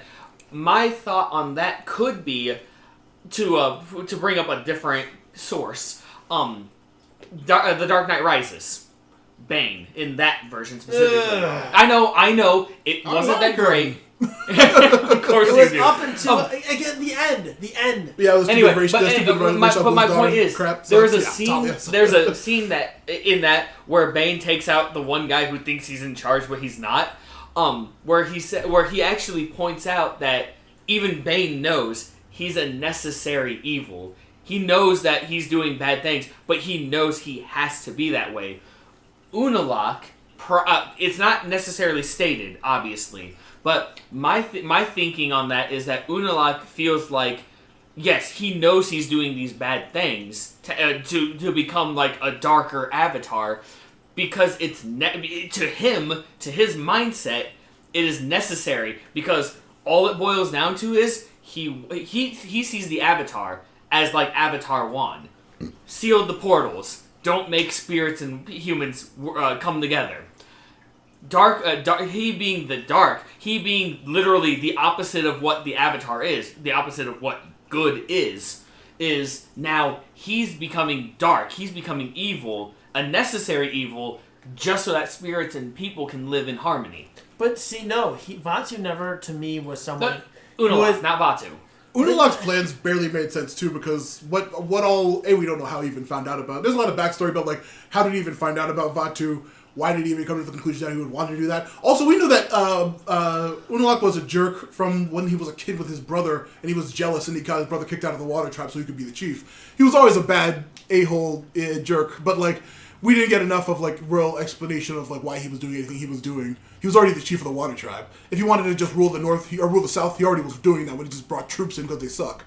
And it's like, I mean, besides Varric, they really had no defenses, and they were immediately taken over without the dang spirit things.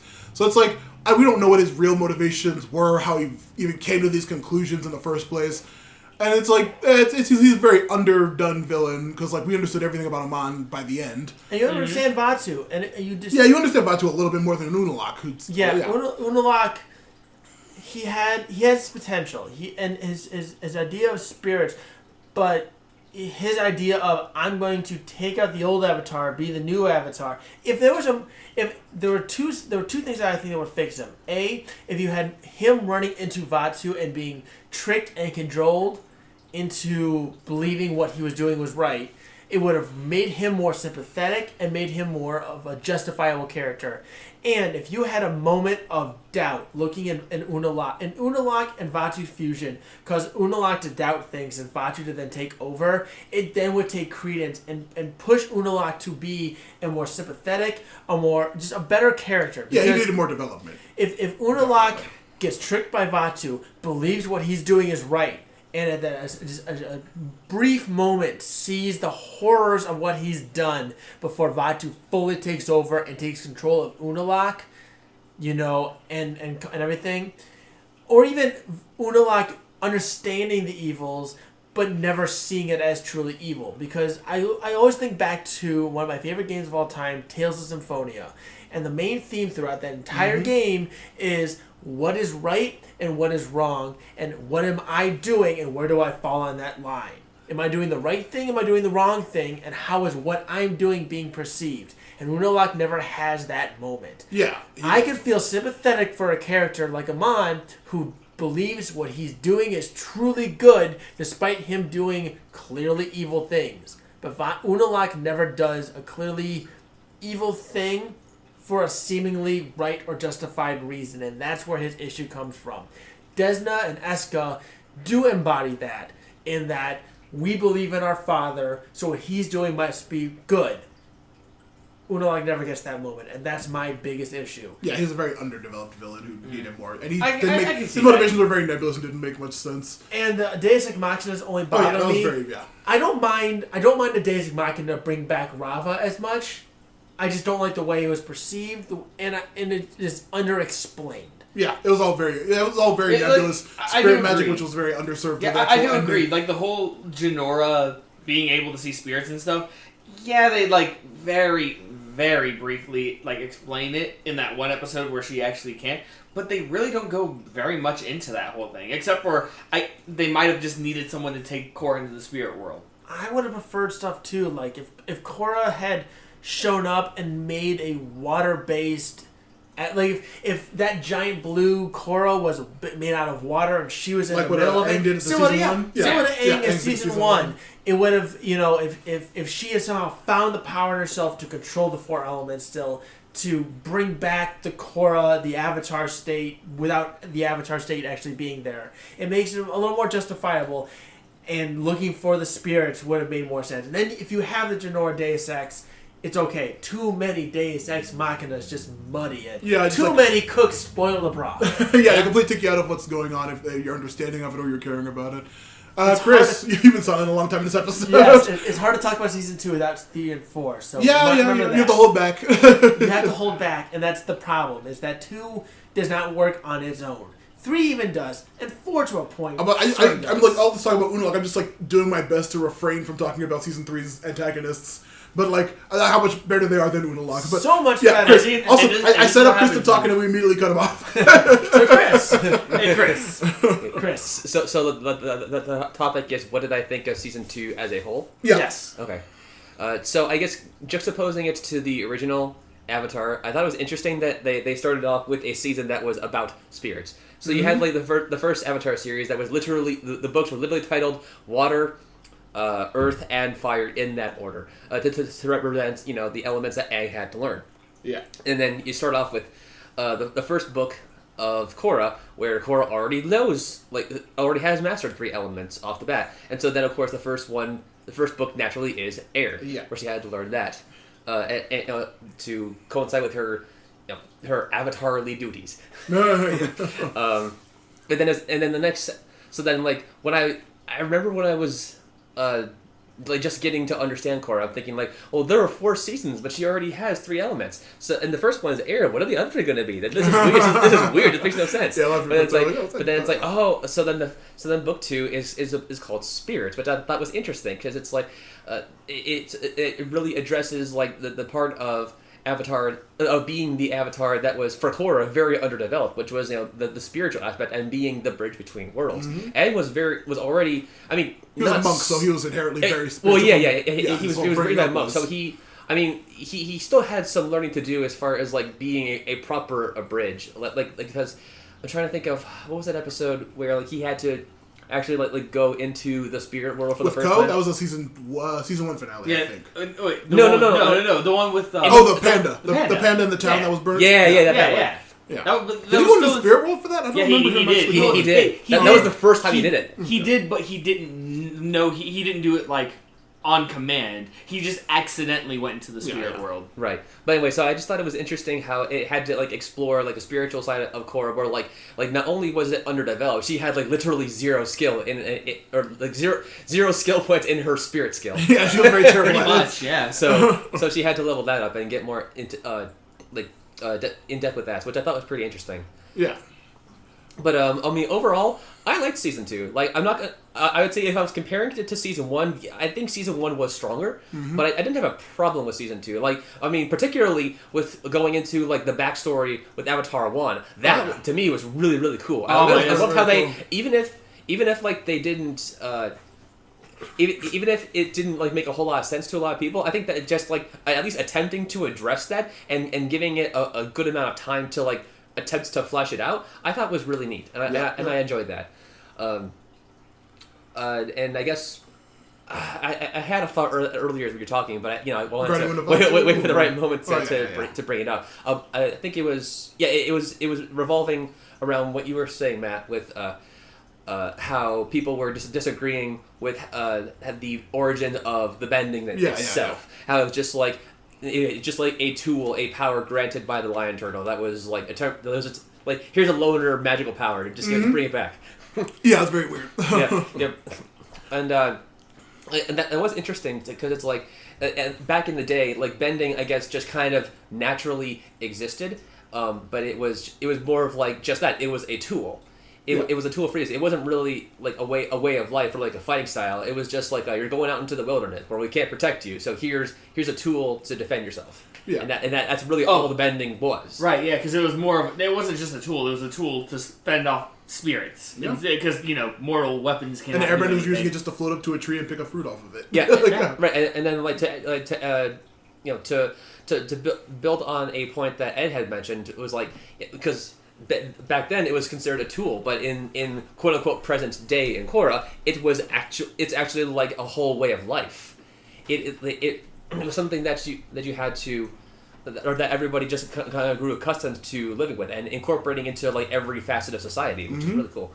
But that's outside the scope of just season 2.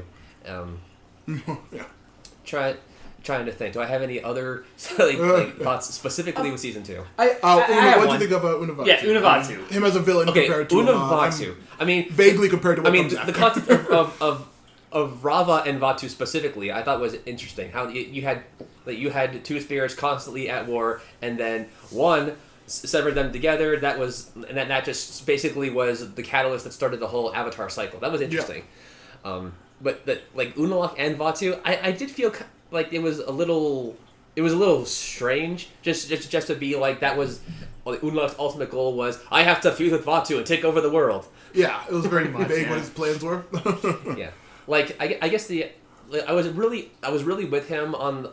I was really with Unalaq, with the whole plot of like we have to open up both spirit portals so that humans and spirits can live free together. Yeah, I really like that. It's like humans and spirits they've been closed off for all this time, and there's no reason why they can't live together if it's physically possible, and it is. Or I guess spiritually possible. Something I'm always curious about though is if Vaatu at the end there when he gets dissipated, is he still gonna exist? Is he gonna appear someday? I wonder that as well because I assume he's gonna like I said when with Korra reaching inside of Unavaatu at the time, I assume that when one of them kills the other for good, they said the other will come back, but that could be. The next day, or that could be 10,000 years from now. They never explain, but Korra's ghost giant kaiju monster literally reaches into Vaatu and pulls Rava out, presumably early or something like that, before she would have actually normally responded. So since that Rava seemingly once again killed Vaatu will pop up eventually somewhere. But also, in theory, would Vaatu not appear in the Avatar? And technically a waterbender. But a waterbender, because the reason that they go through the cycle is now we find out because of the order that Wan learned bending, and that's just the way that the reincarnated is into each cycle.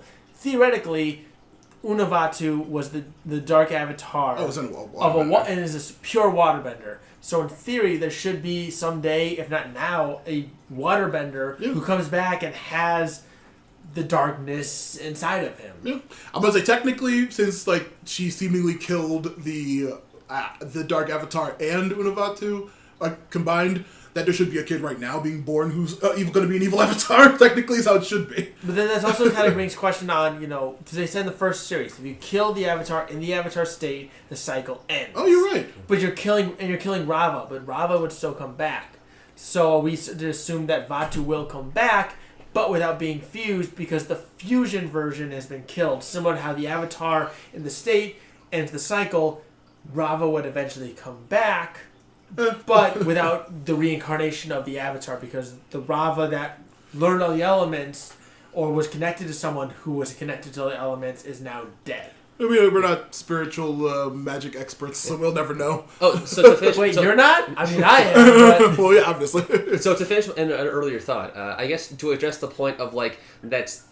the criticism of that the origin of bending via the lion turtles, didn't make sense juxtaposed to, how it was explained in the original Avatar series. One could make the argument that's, the use of, or I guess the origin of the Avatar and having bending specifically from lion turtles could apply specifically to the Avatar and how the Avatar's bending abilities came to be and through the whole cycle. Whereas, the benders of individual elements, specifically all firebenders, all waterbenders, airbenders, it's maybe they on their own learned the bending from those respective sources. We went over that in the episode we covered the wand stuff. Is like, remember at the end of that, or at the end of the first parts, we see that a bunch of people were like, "Hey, Wand left, and he just has firebending. He's walking around in the woods." And then like 20 or so people just get firebending, leave the turtle forever, and then start a village and start burning out spirits. But then they all get killed. Yeah. Do they all get killed? We don't know what happens to that group. Killed. Do they get? Who knows? The spirits 100% kill them all. I mean, that's never shown. But then after Wand splits up, all the spirits sends the turtles away. We presumably just gave like a small portion of a good, actually at least probably half compared to how many benders there are, of people just bending before they just left forever. But also we can't get too tied up in all of this nonsense. You think Unalaq compared to Amon? I definitely liked Amon better as a villain. Mm-hmm. I mean, and I guess to as I'm thinking about this, it's like. On the other hand, if Unalaq, if his motivation specifically ended at opening the portals, there would have been no reason to release Vaatu. He would have just stayed in the tree forever. There would have been no reason to have that whole big clash at the end, which you could argue is necessary to set up the premise of season 3. Yeah, I would say. So that's like it would have been much better served. It's kind of. Like having that big like giant monster like battle struggle between him and Korra, I guess from an audience perspective, or I guess it's kind of cool to see like that big over the top epic clash. It and at least to me, I guess it created a sense of like action climax and then conclusion, and I really enjoyed that. Well, and to be honest, what maybe would have made that Unavaatu thing a little bit more sensical is, someone might have said this earlier, but maybe like as Unalaq is like, we must open the portals and that's just his goal, maybe have like freaking like a Sith Lord kind of thing where he like every once in a while we'll actually get like Unalaq hearing the voice of Vaatu being like, hey, you need to do more, any bit more development would have done both of those characters a lot of service. But listeners, congratulations, you got the longest episode yet of this podcast. And of course it had to be a season finale one. Of course the season finale deserves it. And also we're having 2 lovely guests with us. 2 lovely, beautiful guests. And you're the guy who caught the then longest episode at the time, joining you again. Yeah, so you're right. I'm just pushing the bar forward, y'all. Yeah, you're welcome. I'm glad we have these 2 people joining you're us. Welcome. Oh, yeah. You're welcome. I guess we got our thoughts out. We're going to start season 3 2 weeks, technically, I guess, from now, because we have the Young Justice series. Of course. But, okay, well, let's start with plugs. We'll go around the room, starting with Ed for plugs. You can actually read my game reviews at darkstation.com. If you search Ed Bobbincheck in the search bar, you'll show up a nice, good list of all the reviews I've written. I should have 2 reviews coming up, one for Tropico 6 and one for... I was this is going to air in, like, late December, January. You never know. Those will be newer at this moment. And one for Fell Seals, Arbiter Mark. You can also tweet me at Ed Bobbincheck. I only really use Twitter to tweet a sports talk show that I listen to, but I am willing and welcome to welcoming game talk and Avatar and all that kind of talk. So, and that's Bobbincheck. At Bobbincheck. It literally, Bobbincheck is spelled just how it sounds. I was you don't want to shout out your sports team? Oh, yeah. Well, I mean, to be fair, at this very moment when we're recording, we just had the Myles Garrett incident. Oh, jeez. We're not going to talk about shout that. out your team. What team do you like? I love the Cleveland Browns. All right, thank you. I get that we had a situation. It's here for your sports podcast, Ed. Listen to my new sports commentary, the Bobbincheck Sports Hour. You said coming soon. Sometimes only just an hour, most of the times not. Matt, to be fair, you said favorite sports team. He had to at least let everyone know that there was a really bad thing that happened, but he still likes the Browns. Mason Rudolph deserves a suspension just as much as Myles Garrett deserves a suspension, and that's all I'll say about that. At Ed Bobbincheck, spelled EDBOBINCHECK, and again, you can find my writings at thedarkstation.com.